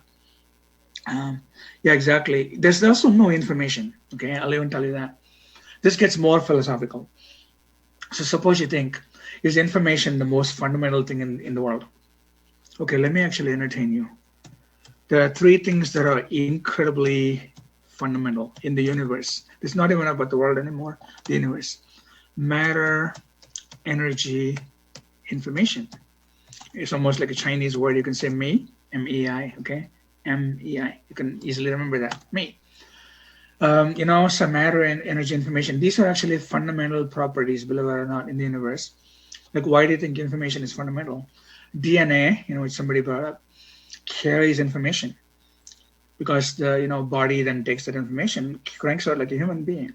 Exactly who you are is in your DNA. Likewise, matter, just look around you, right? Big Bang, it's all matter. And if it's not matter, it got turned into energy. So the crazy thing is, yeah, you don't understand it because somebody privately said to me, data leads to info. Then how is data nothing? I don't understand this. I guess what I'm saying is even info is nothing. Like supposing you don't care about money, you would not care about a data warehouse, okay? Receipts should not matter to you, just throw it away. So therefore, in that sense, it is only after you collect your sales receipts and you wonder about who bought what. Again, your dog doesn't care. If your dog is sitting in the car, you run inside and bought like 5 cans of dog food, then the dog is not going to say, wow, how much did you pay for that? Why did you buy 5? You should only buy 4. Does not, okay? They don't think like that. The language doesn't exist. So data is then created by humans. This matters for artificial intelligence like crazy because the AI that we have so far in the world is all created by data that humans created. So humans actually made ML is what I'm trying to say. So Alexa cannot ever be intelligent, ever, ever, period. A self-driving car cannot ever be intelligent, period. Yes, you would call it weak AI, exactly. So I just wanted to make that very strong point that there's no such thing as data until a human decides to go and, make it, and then you have data. Dogs take into account some data. Well, of course, of course, of course. So what I mean by data in a way is actually measurement, okay? So a dog is not going to measure how far is it from here to the door, stuff like that. Or a cat won't say, wow, that's 6 times my height. I probably shouldn't jump. So in that sense, they don't have quantitative measurements. Number sense, animals definitely have a sense of number, small numbers. If a cat has 5 kittens and you go and take away 3 kittens when the cat is sleeping, the cat wakes up and finds only 2. It is going to look for the other 3. It's not going to ask you, what did you do with my 3 kittens? But it'll probably look for it. Reinforcement learning is also in a very different way. It does not use data, but the goals that the oral agent is trying to blindly achieve is set up by humans. So think of it like that. So it is also a human-generated world. If Alpha, Alpha Zero, or any of the agents, DeepMind agents, learn to play hide and seek, they don't even know they're playing hide and seek, or they don't know that they learned to play hide and seek. I'm very philosophical, you guys, and I'm going to tell you, I've thought about this for 20 years. Psych completely threw me in for a loop. I was so demoralized after working on psych. I'm like, what the fuck? Why does it not work? So I still ask myself that question. So towards the very end of this class, I'll actually tell you what could possibly work. In my mind, it's all come down to one thing. Okay, that is data origins. Let's ask a very different question. More practically speaking, just history-wise, how far does data collection go? That is what I mean by data origins. Like currently, we collect data, right? In the 1950s in IBM, the US government collected census data or tax payroll data, all that companies held. But then what about 100 years ago? What kind of data was collected by whom? So we have the data of the age of the universe. True. I guess what I mean is human beings 100 years ago, what did they measure, for example? Yeah, definitely census, sure. So paintings, cave paintings, there would not be data per se. There would be more like content. Survey, definitely. Accounts, absolutely. In finance, in accounting, there's something called double entry bookkeeping. So double entry bookkeeping is a very specific thing that was invented during the Italian Renaissance period, believe it or not, okay? So this Renaissance invention, many people don't know that because it is a pretty cool way to manage money, actually. Yeah, taxes. So even ledgers, correct. Yeah, not that much, but you're being funny, I understand. Story, story is also like content. Give me very concrete things like taxes, okay? Even 500 years ago, kings and queens, they would send their ministers door to door and actually come back with money or food that the farmer grew, or something, right? And they kept track of, how much land each farmer owns. That is how they come after you. If you own 100 acres, then you give the king 100, bags of grain. You own 5 acres, then you should owe them 5 bags of grain. Exactly. Wonderful. The Egyptians, for example, started noticing that the Nile floods their communities exactly the same time of the year. They had a calendar, but then they started noticing a pattern and they started measuring it. And then what do you do with the knowledge? You know that rains are going to happen before the rain actually happens. And you can evacuate your population and go live elsewhere and come back and not die. Exactly. So yes, stocks are very cool. The US Wall Street, for example, stock market is at least 100 years old. So stocks are also, it goes like way back. Census, always every king and queen wondered how many people, were in his or her country. Farming weather, absolutely, yes, correct. Back propagate the knowledge. This sounds cool, but I think you're being funny, but I quite didn't get it. Yeah, all kinds of financial data, totally. So if data collection was not about people, meaning, how many subjects live in my country and where are the farmers, if it's not about people, and if it is not about, things like land, which is space ultimately, it is about money. So money is indirectly about value, right? So once we understood that value could be quantized, you have so much data. So that's what she means by all kinds of financial data. Okay, good. Next question. What kind of technologies were used to record the data? I guess what I mean is today I could put something in a flash drive, Yeah, paper, good. What else? Stones, absolutely, yes, very good. Yeah, go way back, computer, paper, memory, maybe not memory. Art might not be a way to store data, but I understand what you're saying though, right? Because every piece of art is historic. It reflects the times that the artist, painted. True. Wood, yes, you could carve, data into wood.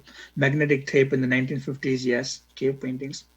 What do you do with a stick, actually? A stick is more like a medium. You would use a stick to take a clay tablet and actually make, see like this. Just say clay tablet. Just Google the words clay tablet. You think Amazon Fire Tablet is cool. This clay tablet, see? It's all data. This might be linguistic data. Kings and queens actually, even like had inscriptions about how much land they owned. Yeah.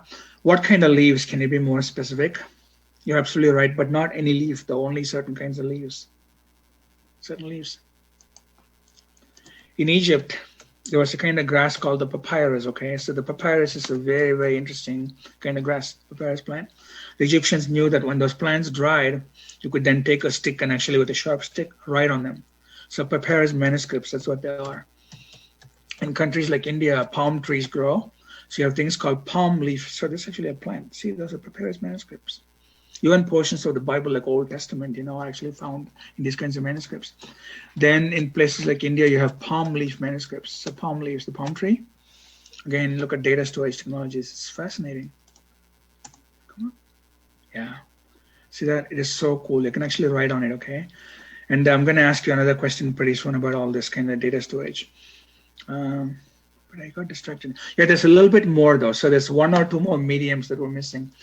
Chance, that's pretty fascinating. Yeah, clay tablets, camera, tape, stories. What about metal? Nobody mentioned metal. You can take pretty thin sheets of copper and actually scribble on copper. Punch cards, RAM, these are all more than 1950s. Cassettes, yeah. Turtle shell, that's unusual. Very interesting. Coins or data, yeah, bones, exactly. So if you go back to things like leaves, stones, bones, what is common to all of them is they naturally occur, okay? Your rope knots, that's almost like a binary, language that you can invent. Wood, yeah, you do wood carving. Cool. But then you did not mention copper. So they're actually copper leaf manuscripts. You call them copper leaves, they're thin sheets of copper. You can pound copper into very thin sheets like that, okay? Maybe that, yeah. So some of these are like, because, copper lasts a little bit longer. Okay, then let me talk about lasting. On the one hand, you have like a, 1 tera. I have a ½ terabyte flash drive, 500 gig flash drive, which is so small, it can store so much. On the other hand, things that we had before obviously cannot store so much at all. So what are some ways to contrast this kind of a stone storage? versus flash. In other words, this is not all that bad. It is bad, obviously, because it does not have a high enough storage density. But well, why would it be good? Why would this be better than a flash drive? Exactly. That's a perfect answer. Okay, so you can come back in 1,000 years or go forward 1,000 years and see if your flash drive lasts, right? No way in hell. It's even worse than that. What happens is your USB 3 that you plug your flash drive into, the port design would change. There are so many people that have floppy disks, piles and piles of them with software, but there are no drives to read them. Your laptop does not come with a CD-ROM drive, so your CDs are all useless.